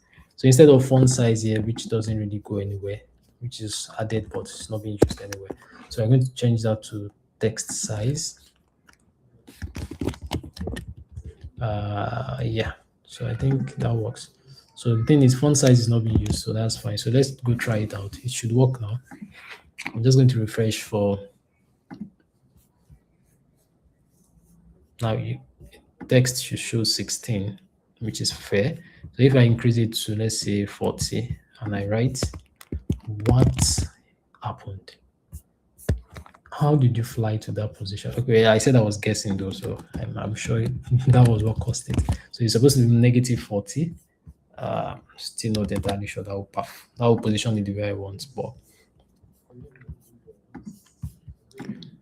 okay, now 40 works. As you can see, the 40 works, but it's still going back to 16 initially. So what we need to do is to go back to the toolbar and use our toolbar as what we are getting from the global store. That's what we want to do. So I'm going to click here again. As you can see, it's still not properly where it's supposed to be. So definitely going to remove the old positioning drama that is happening there. I'm going to refresh this page, click on this, it should automatically capture the entire page for us. Go to text, we click on the text. It's 40, it's using 40 by default. Let's use 30. This smaller font size. How can I make this X go X? It's supposed to be negative minus 20 or something, not go extremely far away. Really?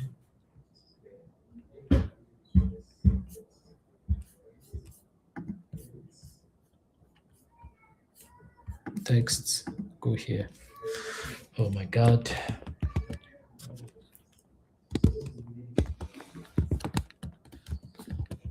Negative doesn't work, positive doesn't work. Then what is the issue?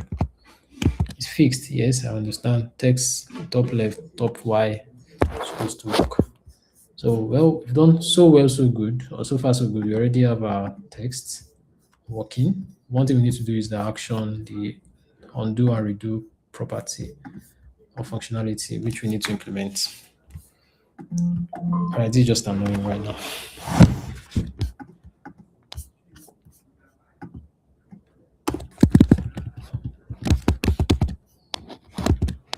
Okay, so we have the text working. I'm not even going to bother about this. Oh no, one more thing. Go to the to implement that. We need to make sure that we complete in the next 30 something minutes, complete two other things. Currently, I don't think we need to bother about Dixie, but we need to ensure that we have our undo redo functionality working. Then if you have few minutes, Dixie can be done in like 5 minutes. It's not really that hard. So you're going to the toolbar here. Our properties is going to be coming from the store that we created.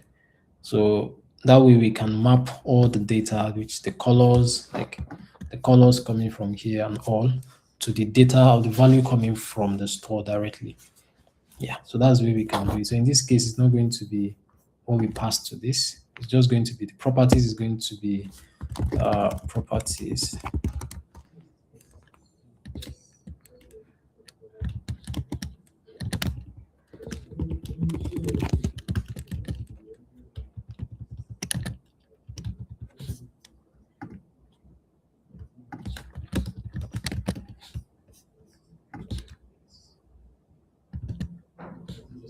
Okay, no, I'm not going to do this. Let me just commit what we have first of all. Um, since we are saving it to state here, that means everything is updated in this state.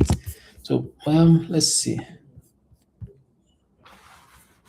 Text. Go to 36. Jesus.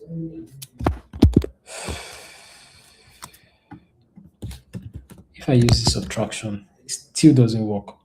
Subtraction should take it to negative, that negative x-axis. Still doesn't go negative x-axis. If I take it positive, it should go right positive x-axis. It's like it's literally doing the same thing over and over again. All right, I give up on that. For now, we'll deal with it eventually. Let's just focus on the main things. So currently, I'm going to just commit all of this. We've done beautiful stuff here. I'm impressed with the result. Really impressed with the result. So I'm going to add this to VCS. So that way we have our 8 files, including the text that was created by our two settings readme. So in this case, I'm going to add the two settings readme because it's important. Not the implementation file now, but the readme file for the two. So I'm going to add that to VCS. And also, do we need demo? I don't demo.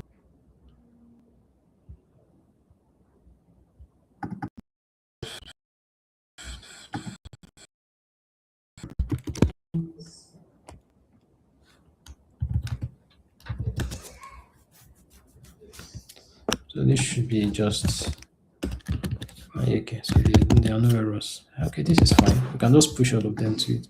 So we are implementing the text canvas. So that means it works as we expect. I'm going to generate the commit message. Like remove this, generate a proper commit message for this specific implementation and see what we get. So while that is being updated, oh, it is updated already. Okay, now I just updated, yeah. So I'm going to commit this as well. So one more thing I'm going to tell the AI to do, which is pretty straightforward, is nicely done. One more thing.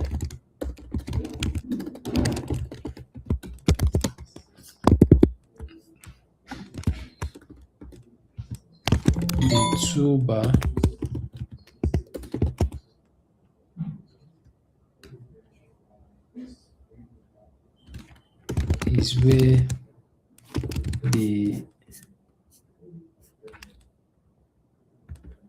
is where all tools toolbar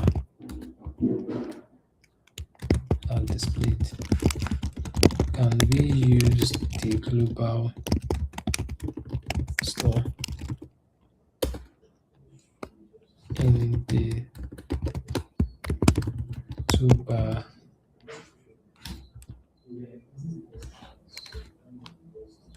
so that for every selected tool, it uses the already saved property.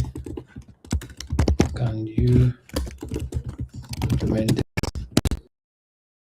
So far so good. We have about 30 minutes into this for today. Let's see how much you can do, right? So before our time elapses today, let's see how much we can go, how far we can go, and how much we're able to cover. So let's see. So far, we have phase complete. So the first phase is complete, which is this. So funny enough, is only one we've been able to complete. But by completing this one, we've laid the groundwork for the second one, which is the actions features. So it might not really seem like much, but it's definitely much.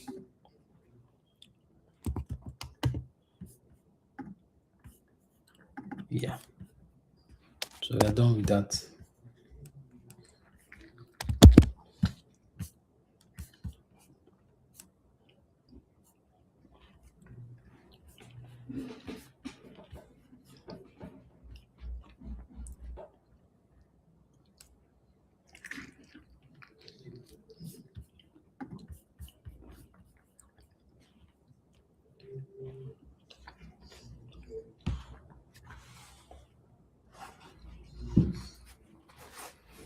Okay. So what's the next thing?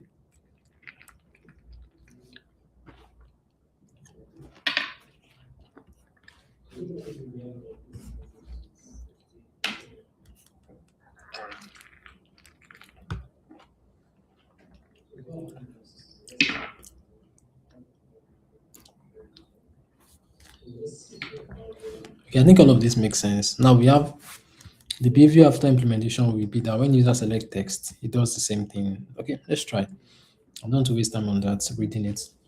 It's a very simple implementation, but let's see if you can get it done easily without changing as much.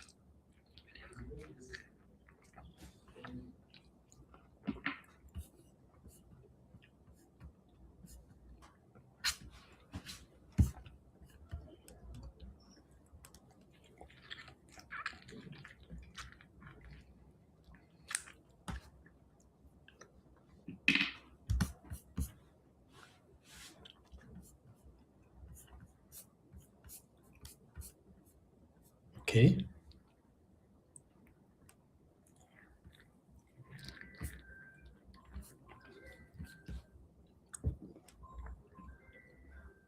Wow, that's a lot of changes. I was expecting something of 2, 3 lines. Wow. Okay, that's fine. Let's see if it works. I understand what it's trying to do. It's trying to also work for if you load the extension ones, it should also like pick up the initial or the default positions and states, which is fine. So let's see if that works. So currently for my arrow tool, I'm on red. For rectangle, I'm on green. For ellipses, I'm on yellow. For freehand, I'm on yellow. For text, I'm on white, if I'm not mistaken. And this is the font size shows 36, but the slider doesn't respect the current size. So let's test it out. Okay, so it does that, but the slider doesn't respect it. So that means, oh come on, don't write the demo. We don't need that. It's just overkill. All right, so let's work on the slider now. Right now that we know the slider doesn't respect it, which it should have worked on, but you just decided to skip that, which is fine. I'll just do that myself. Come on, leave the demo for me. I don't need that. So the slider, where's the slider? It's here, right? So we know the default value is the value. Oh my god. Okay, so I think it's done. Are you still writing? Are you done? Okay, still writing this thing. So let's just give it time to finish his stuff. Are you done? Well, but so far so good. It works, except for one thing. The text is not being stored. So I think now it's being stored. If I go to rectangle green, ellipsis yellow, freehand yellow, text white, okay, everything works fine. Yeah, so that's impressive to get it done short. Now, slider will pick what we select. Not selected. Let's go back to it. It's red. If we change it 36, which is yeah, this is wrong. And we know we have this, which is the value, and the value here too should be that. But because we have the main field and the max field to be 1 and 10, it's just been displayed like this, which is just awful. The mean speed is not 10 but 1, which is the mean is, let me go to the schema. It's be picking this from the schema, right? So from the text 2, from the schema of the text 2, we have 10 and 64. Okay, 64 should be here, and the size is 3, the step is 1, slider value is correct. Okay, so let's try this again. Let's see this. Right, we have 26 minutes more. Trying to rush this. Let's go to the text. 39, 64. This is 30. Now let's change it again. Yeah, slider still misbehaving. Slider doesn't work as expected to work. The feed dot minimum is properties dot key. The properties is from here. Get tools properties. Load this. Save properties. But what I would have expected this to do would be to just pass in the property of, which is coming from the saved property here, pass it into this place directly and just nothing else, nothing to modify. This is just one vacuum. It's too much. We don't need all of this. We don't need all of this. You know what? I'm just going to do this. I'm going to comment this out. Like I said, we don't need all of this. What we needed was just this. We needed to do just this. And that should solve the issue. So I'm going to duplicate this just in case I want to redo it. So this is what I want, like literally what I wanted to do. So I'm going to use the sync.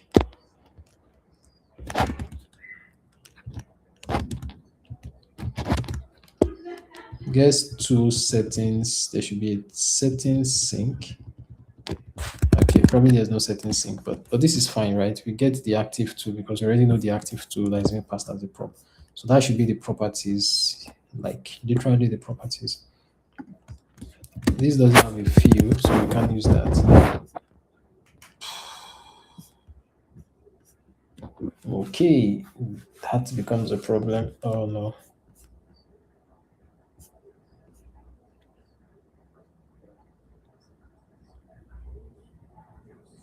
So load initial properties from the global store, which is fair, but that's not needed. It's just an excessive thing to do, really. I'm not setting properties anymore. Let's comment this out. Comment this out. Properties will automatically be set when you make the change. Okay, now it's an await function. New property is an await function because it's using their sync.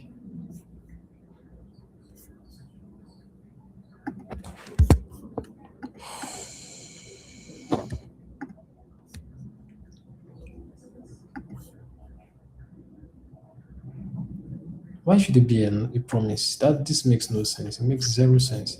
Except if this is a promise, which I understand.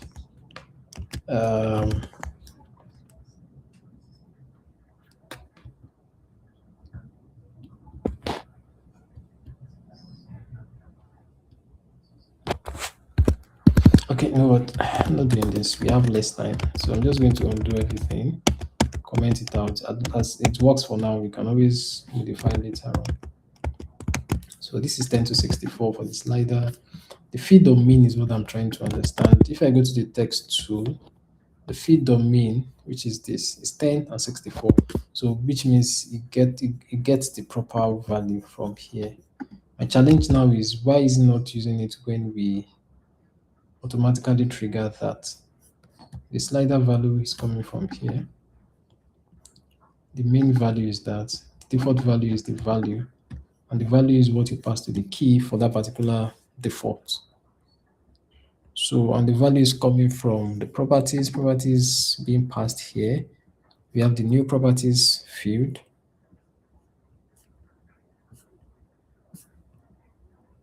Which is updated in properties and set to the two properties. Okay, you know what? This shouldn't be hard. We did something similar for the overlay, right?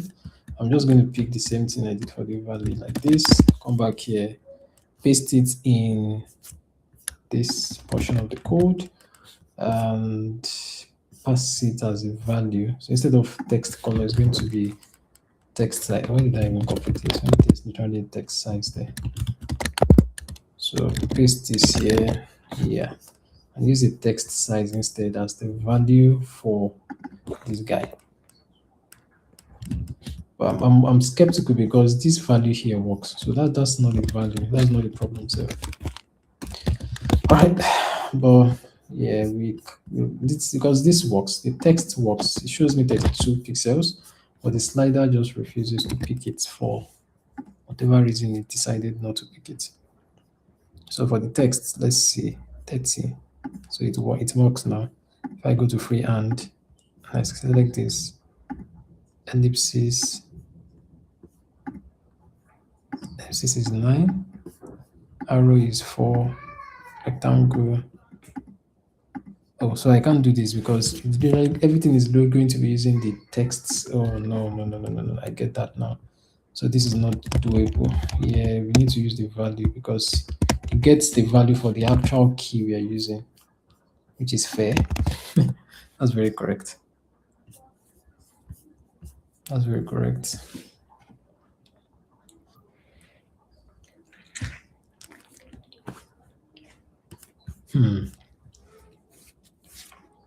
All right, so now that we figured it out, then that is not going to be possible. It's going to mess up the entire thing also, the other ones. The slider isn't working as I expected. It's coming. The value change is picking key.field here and it's still picking field.key here because the field should be field, not dot key. If I'm not mistaken, like this. String error, but I think it's still correct the way it's working.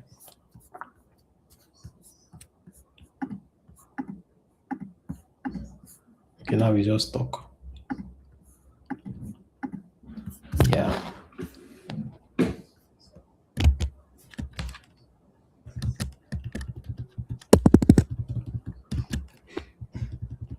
Oh no, I know why. I'm using default value instead of value. It's not going to work. So now it's going to work fine. All right, so time to rush to the next thing. We've done the two things now. Let's go to let me test this out. Then if it works, we want to implement nice. Okay, 3, 9. That's cool. Okay. So everything works fine now. Perfectly okay. Done. Let's go to the next thing. So let's go to the undo, the redo. Oh wow, this still works. So the text works. I think the field is a bit too small. We want the field to be a bit more because we are working with text. We want to overlay the text, the container properly, which makes sense in whatever use case. So in this case, it's not going to be convert the X to RGBA. Should be taking an optional RGBA value. In this case, it's going to be what I pass into it. So it's going to be alpha. Thank you. You know what I'm going to use. So alpha should be whatever value I pass into it by default. It's going to be optional. It's not going to be compulsory. So I can pass this as a value if I want to use it here. So I'm going to pass in the alpha to be this. In this case, it's 0.22. I'm going to pass this like this to pass it into it. It's going to be alpha or this 0.22. So if I'm passing the alpha value here, since it's possible, I'm going to pass in 0.4. 0.4 should give us a subtle transparent layer, not too transparent, but should be perfectly okay. So if I click here, yeah, I feel like it's too transparent or it's inside of the parent, like it's not on top of the stuff itself. Okay, it is, but it's a bit still too off. So let's make it 7. Let's be bold about it. Let's refresh this. Click on this. Our 17 minutes. I don't know if I can cover everything I planned today. That's so terrible. Okay, this is fine. So I'm going to use the black. Yeah, I don't think black should work for text. Yeah, it's just use cases, right? But yeah, that just doesn't work. And it's because I'm using the color as the font color here, which should be totally off. Right, we are going to have like a foreground mapping for it so it works. I'm going to go to the cyan. I'm going to use the cyan for this. Okay, I think I like this now. Yeah, this makes sense.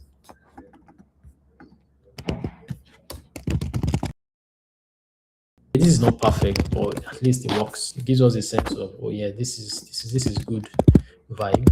So yeah, we're going to stick to this for now. Let's go back to our check notes. We have the complete action with this function. So let's go here to ChatGPT and copy this history implementation that we have. First thing I'm going to do is I'm going to copy the history. .ts, go here. First of all, I'm going to commit these changes, the updates that was done just now. The demo 2, I don't need this one. It's not needed. It's not going with me. So I'm going to commit this. But before I do all of this, in fact, let me just wait for it to be done. Then we switch to the undo redo functionality and then index it.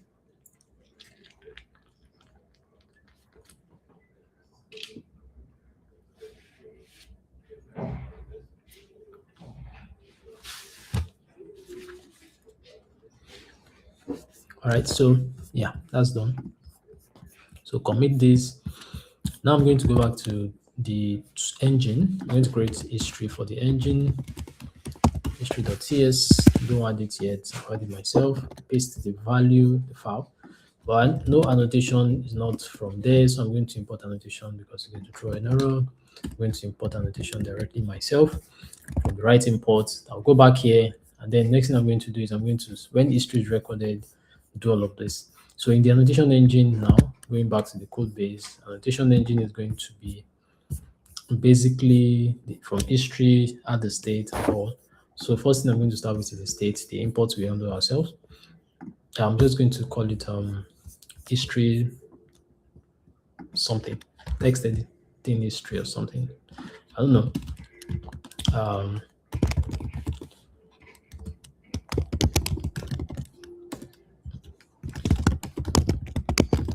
History initialization or initialize history,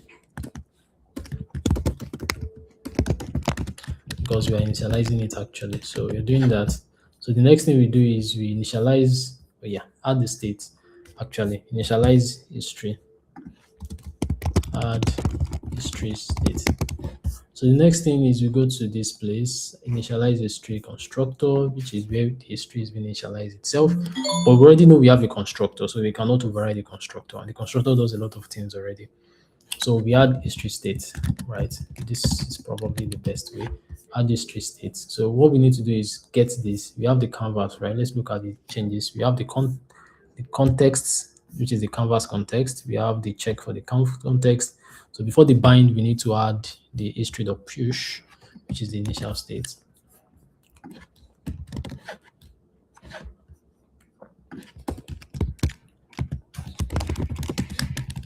Yep. So the next thing is the recording, right? Recording history at the right moment. So on the key up, that's on the pointer up, which is different from what we have, but we can still use the same thing. So we are going to call it this way. Let's look for the up here.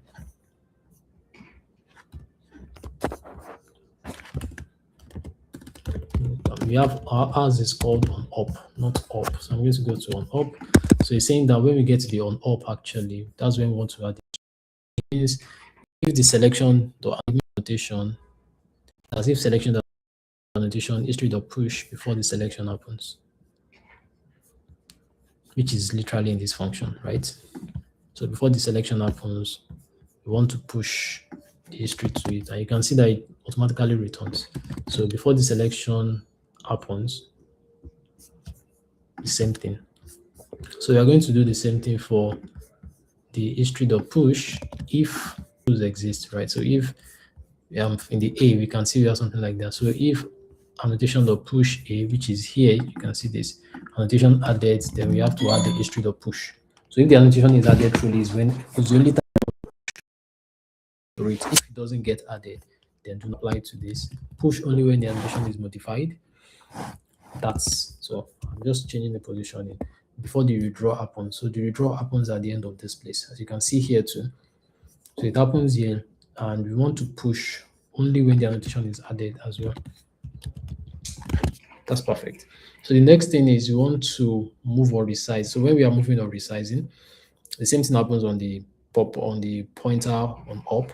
So when loading serialized data, we want to add the history clear and the history push, similar to what we just added. But that will just be for load. So as you can see now, the difference is just that you put this in between what exists here, nothing much. Similar functionality, similar API. So let's go to the undo now. Interestingly, we don't have undo here because we don't have an undo function. It was there before. I'm sure I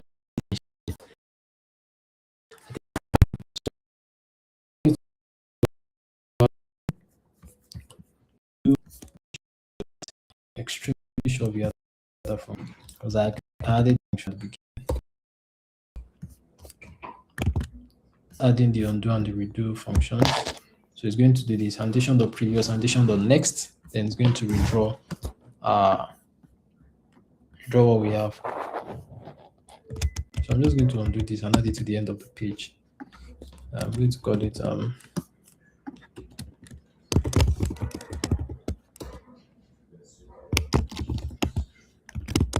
methods. Let me call it string methods. So keyboard shortcuts, optional but standard. How to bind.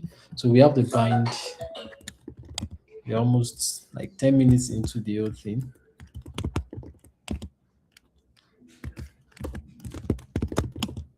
Oh no, I'm looking for bind. Just don't use this stuff. Bind event, thank you. So bind event, we have it here. So in the bind event where we have the listeners, we want to have all of this. So we have window.event listener, but in this case we have canvas.add event listener, which is a bit different, but we can still use it the same way. So we want inside of the handler, we want to have if this happens, that's when it's on key down. So that means we need to go to like on down. So we add this into the on down, and we want to have it here listening for this. So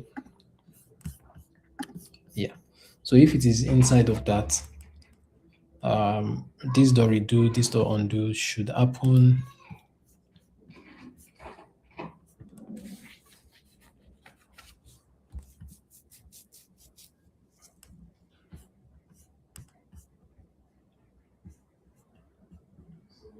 I'm trying to think of where this should happen, right? So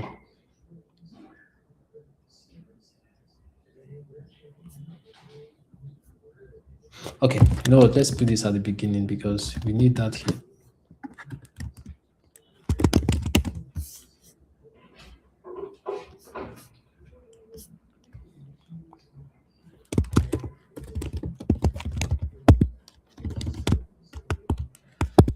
Yeah, undo redo. So e dot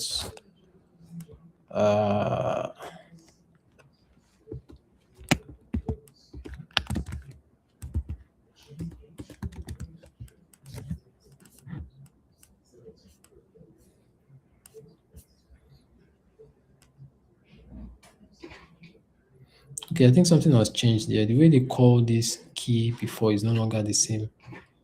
Wow, that's cool.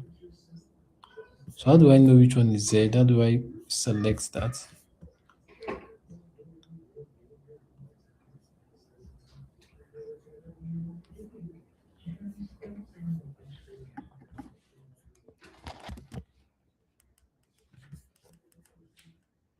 Okay, we can't use button. Button is for mouse movements. We need key. So is it at target or something? No.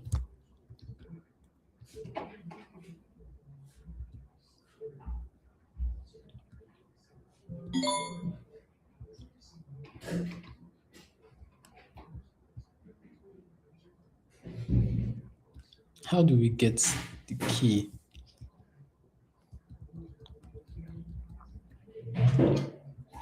So I think we need to define that we need to get the function rather that helps us to pick the key that we want. So in this case, the capturing fade, no, none of those things. Cancelable bubbles, alt key type.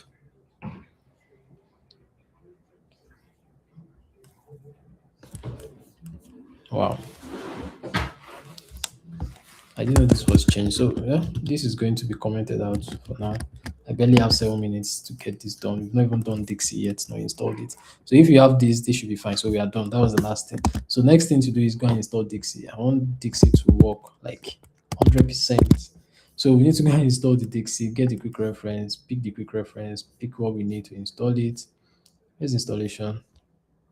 Take me to the cheat sheet. I don't want that. So come on, this documentation now seems worse than before. Come on, I don't want this. I want something that works. I want the documentation that works. API reference. Give me about no. Come on, where is the get started stuff? How do you install? How do you do all of those things? You know what? That's fine. Get started. Show me.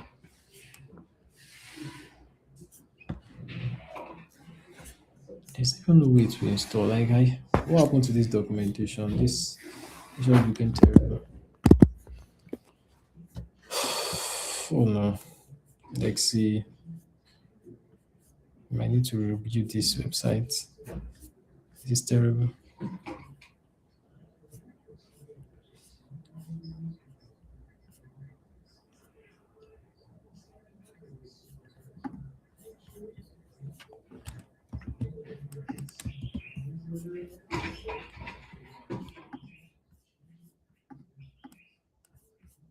Oh, finally.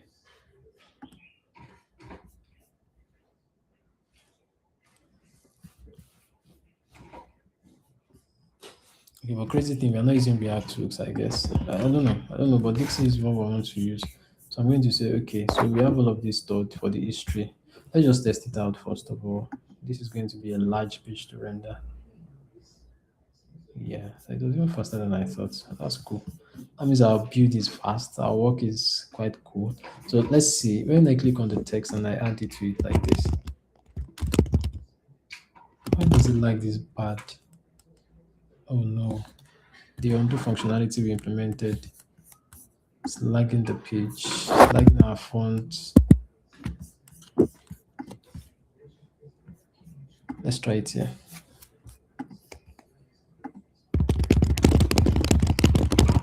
Okay, that has nothing to do with the undo. Something else with that there.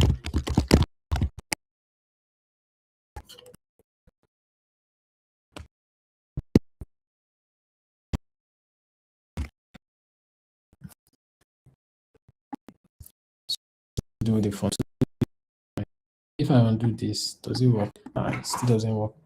It's because it's not tied to this button, so I understand. That's perfectly understandable. No, let's even go and tie it to the buttons.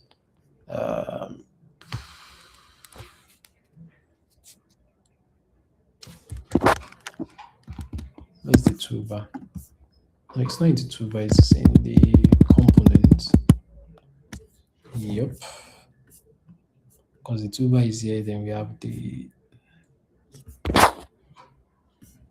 export button, this and this. So the undo button does what?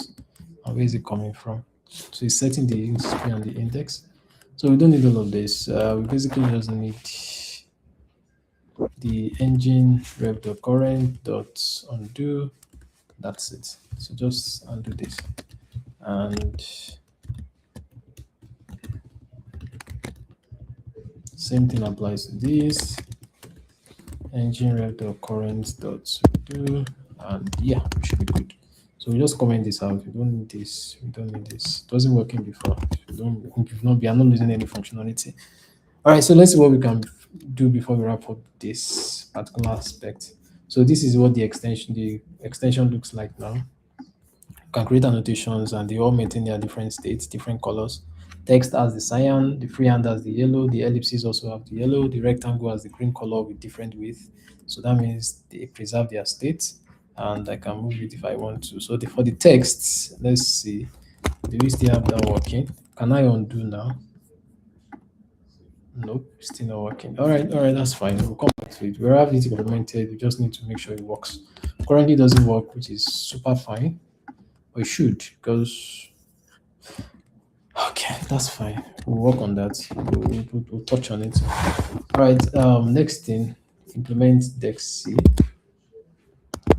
But before I do this, I want to say, let's see if we can get this to, but I'm not going to use the same chat. I'll use a new chat.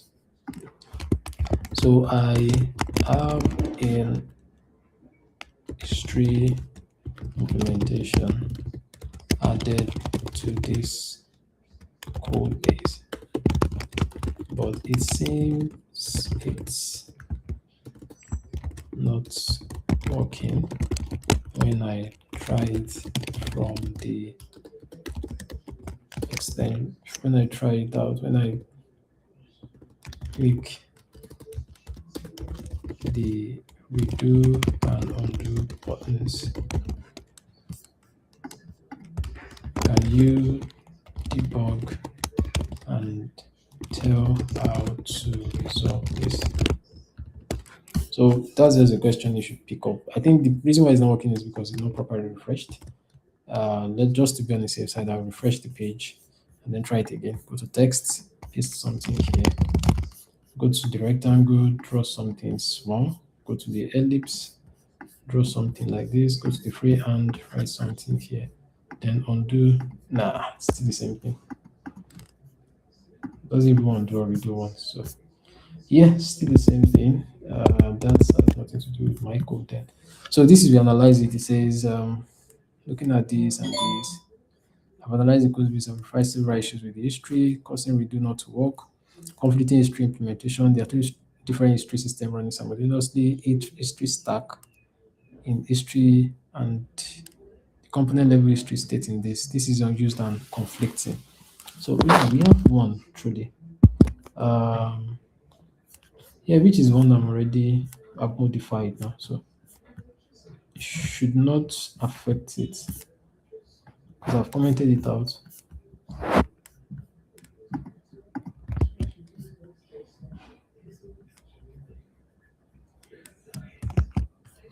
All right, so that's fine. So say disable button wrong logic is wrong. Are using this to damage it to be disabled, commented out history integration. This.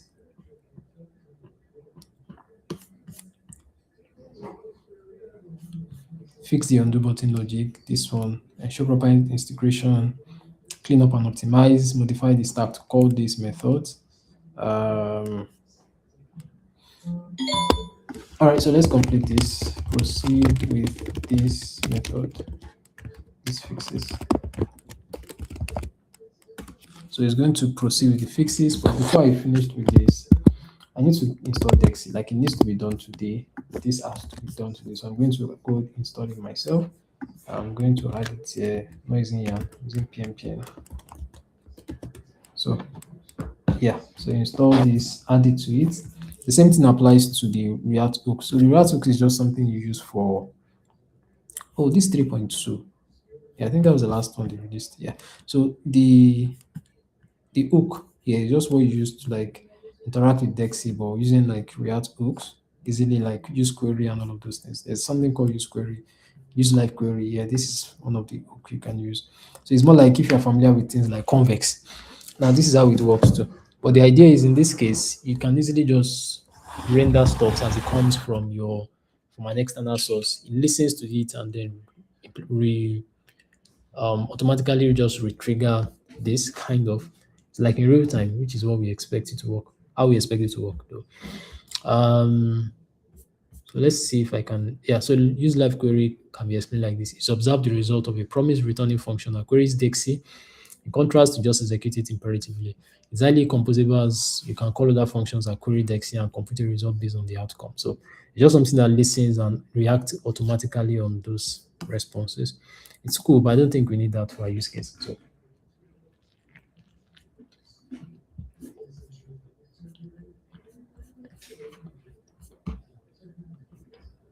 So one of the reasons why I said you don't need it is if you check this is something was added to the DB, right? And it works. But you can use the live query to like fetch instant data. So whenever you use the live query, you are just simply saying refetch this, whatever is passed inside of it, it will requery this. And then it works more like you have use state and this. So these are the only things that will make you retrigger that hook to work.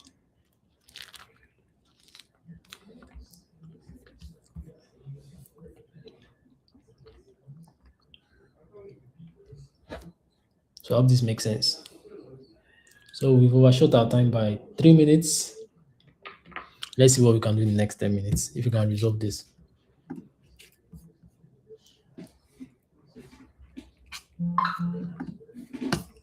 Before it starts, do I have any changes? Oh, yes, I do. All right, that's fine. Let's just fix it. Doesn't matter. I can re-add it to it.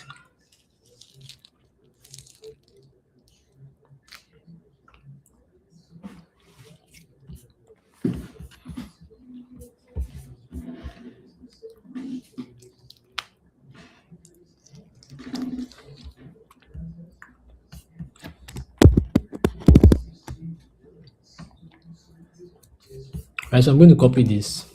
I'll mark this as done because I'm sure by the time this update is done, we should be done with this feature. So yeah, my prediction works. We are able to do 1 and 2 today. We are not able to complete 3, but 3 is actually very simple. It's just a query for AI to implement, like literally just pass it a query or pass it what you want it to do and build it. But because we really have like a store already, I don't want to dwell much on the Dexy thing. But we are going to need it for the sync engine because it makes it easier that way to sync our data with it. So we're going to need it. So the sync engine should not be a problem. What I'm going to do, I'm going to provision that um, the DB first of all before we do that on the call here because I'm going to be provisioning the DB you use for your sync, right? And then that's what we're going to use. So stay tuned for that one. It's going to come very soon. In the next episode, we are going to be working on the sync and we are going to work on the package. If you can complete the sync for the mobile app as fast as possible because it's not much. What we need for the sync is just to literally, well, I've not thought about it though, but top of my head is just the data that we are creating here.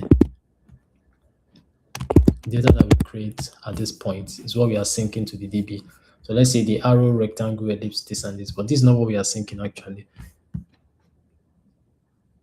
It is whatever we save here that we are syncing to the DB. So we don't bother about the state when you sync it. We only bother about the result. So that means you should be able to modify it, but that should be done later on. It's just a way of saving it automatically so you can view and make another decision with it, whether to be annotate or something.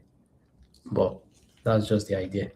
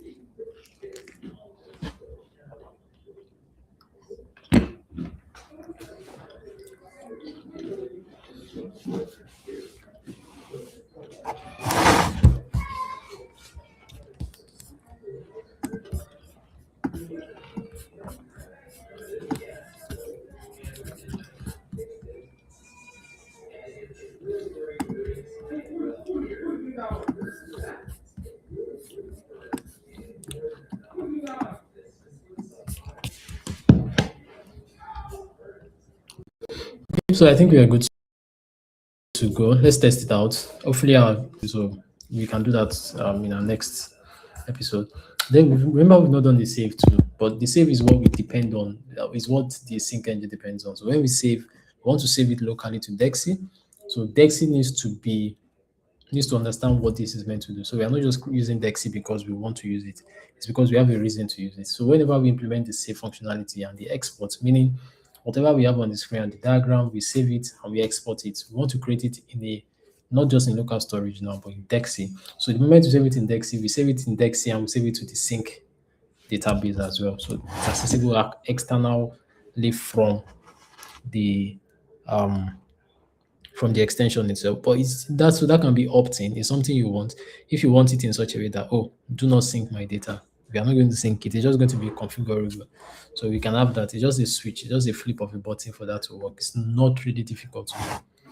Just for you to say yes or no. Once you say no, we don't do that. So we put our sync to the external DB in a condition, in a loop, in a condition, right, that says if the user says no, don't do it. If the user says yes, yes, send it to the sink.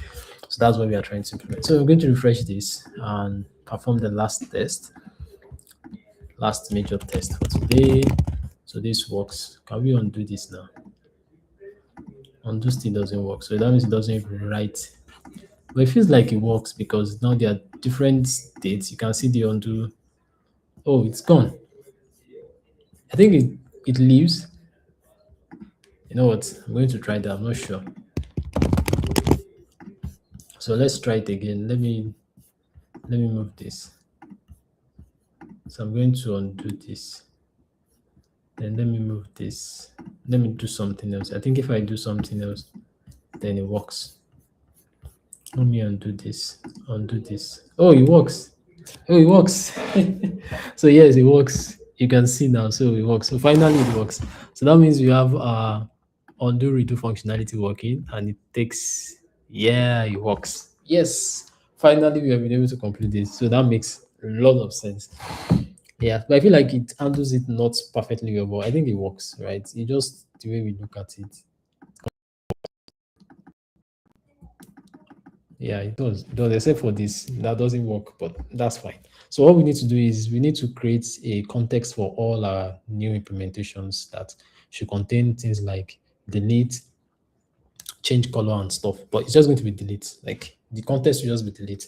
And that's easy to do. We are going to even do that now. Before we complete this today. So I'm going to go to Radix and select, there's something called the context menu, right? You can see it here. So context menu means wherever you select a context menu like this, you can create like your own context inside. So I'm just going to create this sharply, copy that and make use of it. So you can see here different stuff depending on what you want. So it kind of makes sense, right?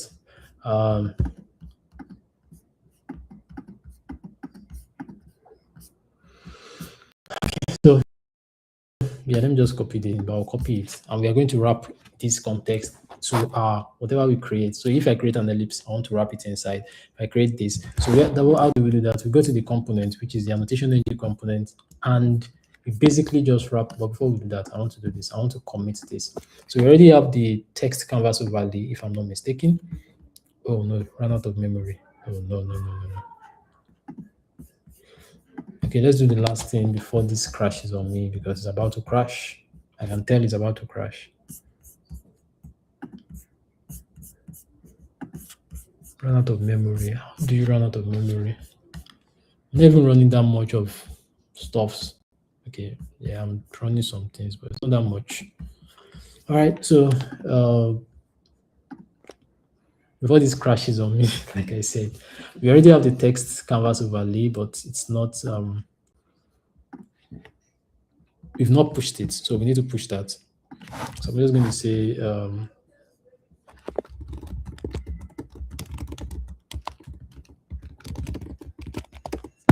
text canvas overlay. So I'm going to push that because I don't want to tamper with this, so that's why I'm doing that.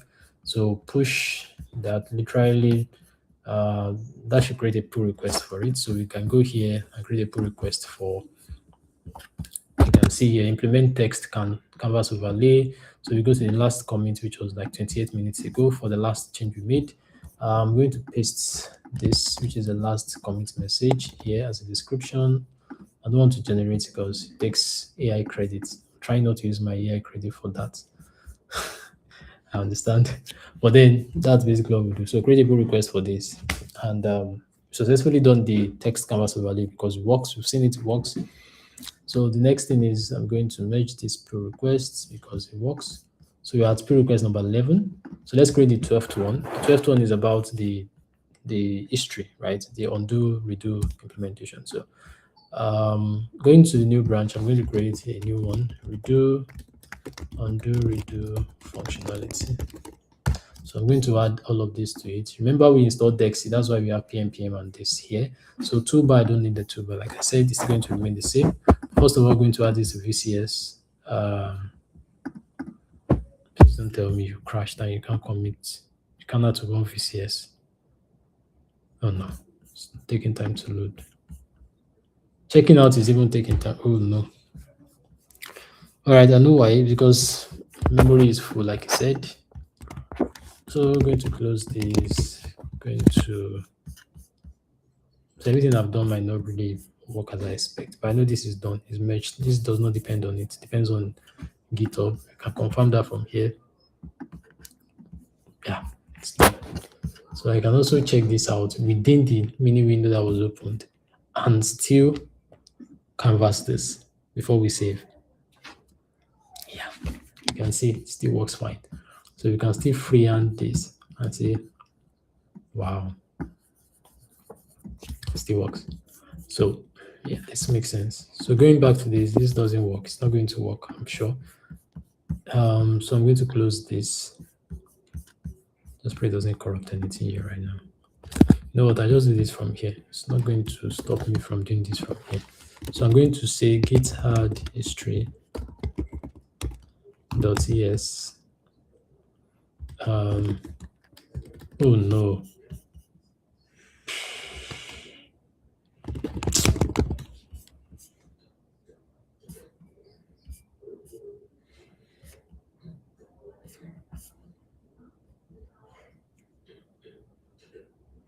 Okay, yeah, that's my bad.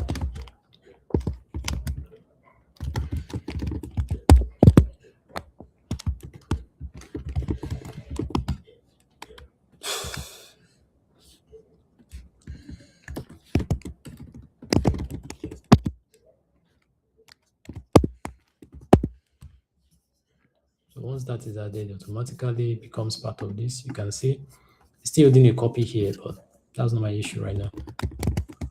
So I'm going to be adding everything inside of source, literally inside the source, except for let's see. Okay, so yeah, that's what I'm going to do. So git status, git, I'm going to clear this first.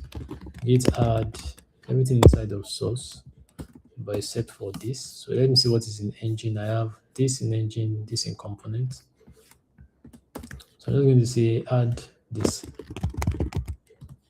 So what do you have here? We still have a 1, 2, 3, 4, 5, 6, 7, 8, which is, yeah, exactly what I don't want. So we need to add our package of JSON files too. And pm.log file. All right, so I think we're good to go. So I'm just going to push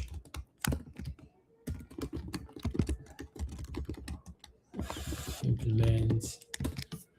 I'm supposed to check out to a new, what's the name of the one I created? In fact, I can't remember. Still checking out to, okay, undo functionality. So undo, redo functionality. Oh, no. We've not even, we are still on the, oh, shish.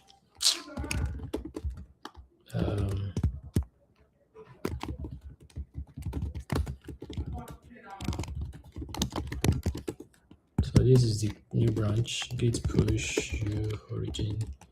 I'm not committed.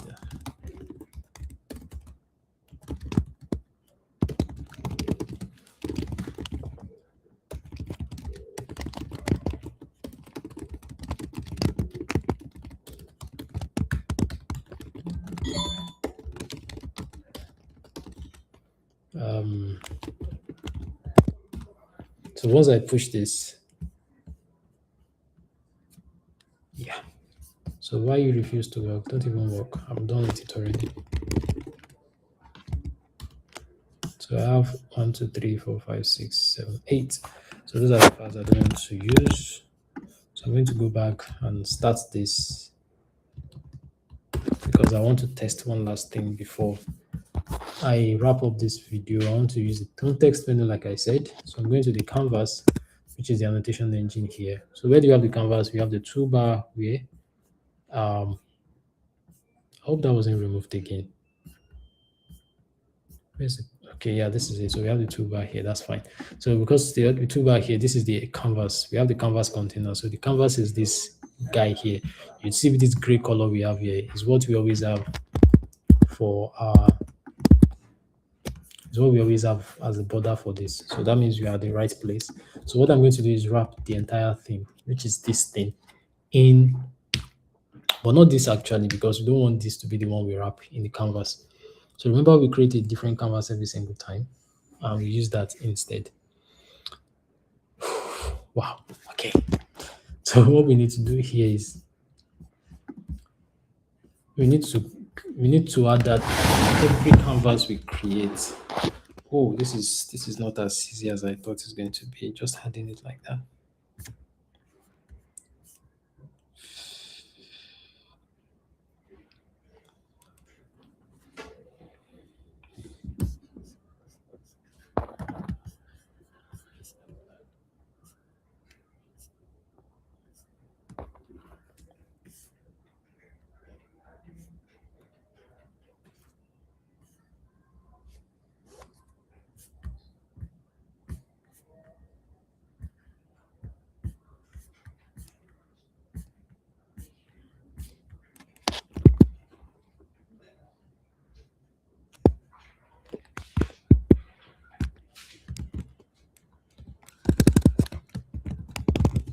Okay, I think I know where this is. Annotation engine, where we draw them.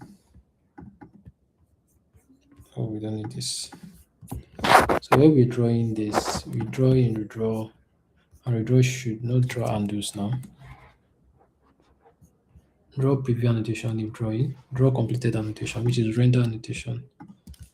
Ooh, okay, I get the point. We can't do that for the annotations. Well, we can. All we need to do is get the position. Since it's not like an element, it's a canvas that was drawn. Something like this, which is where we say clear the rectangle but draw the image, then render the annotation, then draw the preview if you are drawing, which is basically the draw. So the draw here is where I'm going to. So that means each of the two do have their draw function. So let's say we go to rectangle 2. So rectangle 2 have a draw function. Yeah, this is it.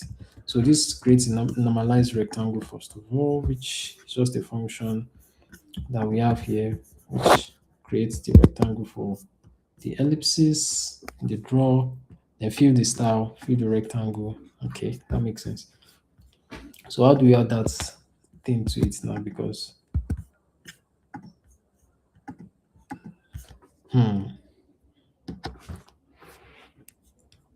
well, actually we can't do that.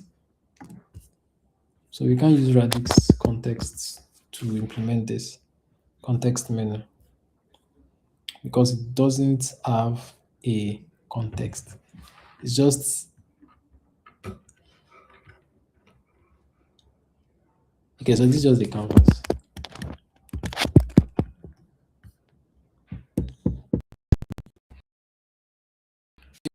Makes it work.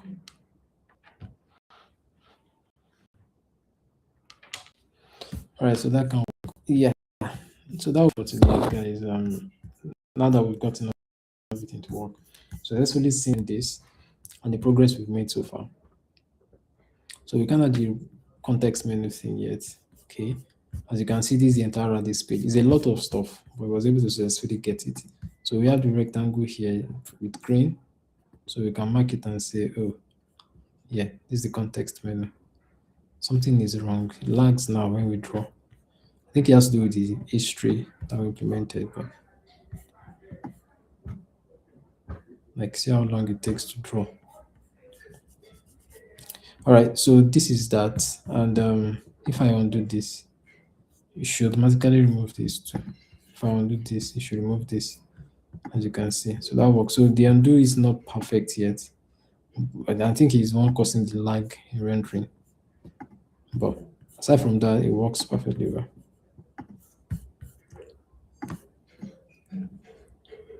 Yeah, I dislike this lag. Come on, what's that?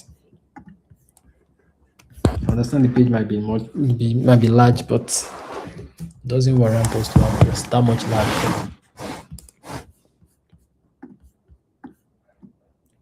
Oh no. Right, this is awful. Need to work on it. It's leaking memory somewhere. We'll figure it out. Right now we don't have it. But basically this is it. Like I said, this is what we have. We have this implemented. We have this done. we have the we have the redo, undo. You can see the movement. Wherever we move to, it basically just takes it as the current positioning, which is fine. So that means we successfully implemented what we desire to do and what we have in mind to do. So at this point, we can literally just take it to the Play Store, but we don't want to leave it this way. The point of not leaving it this way is that we don't want this to just be the functionality that people see. Just mark what do you do with it. We've not even implemented the storage properly yet, which we want to have. So if you do this, you can see this works perfectly well. So that means I can use this.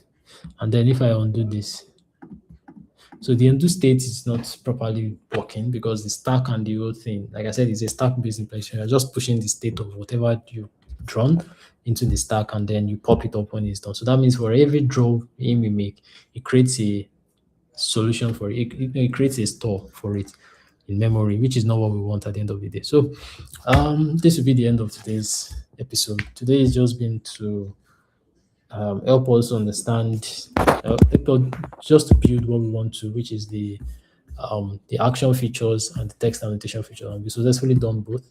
So we need to implement the sustainable DB mechanism that we want using IndexedDB and Dixie. So the sync engine will come next. So by the part 6 of this series, there is part 5. Part 6 of this series, we want us to work on this 3, 4, and the 5. 5 is going to take a bit of time, so it might just be a time I dedicate specially for this series. But then once we are done with 3 shouldn't take a while. Like I said, it's just to use AI to create all the stuff, and it's not going to be hard because once you can successfully store images, so the index image is just going to be for storing the images, not even the state of the app. So it's going to be literally one table with like 2-3 fields to know when we created the table and all, and that means we are done. Then we just create a sync for it, basically use it that way, and that's it. You are done. Nothing else. So that's where we are going to continue tomorrow. So thank you so much to every one of you that joined today. Thank you for joining. Thank you for sticking around. Really appreciate your commitment, your presence, and your audience. So consider subscribing if you have not, and also consider liking the video as well. It's quite important to the person creating it, which is me. So yeah, really appreciate that, guys. Thank you so much for watching here. Hope you've learned something as well. We'll continue this tomorrow, same time, same place. Catch you guys then. Bye for now.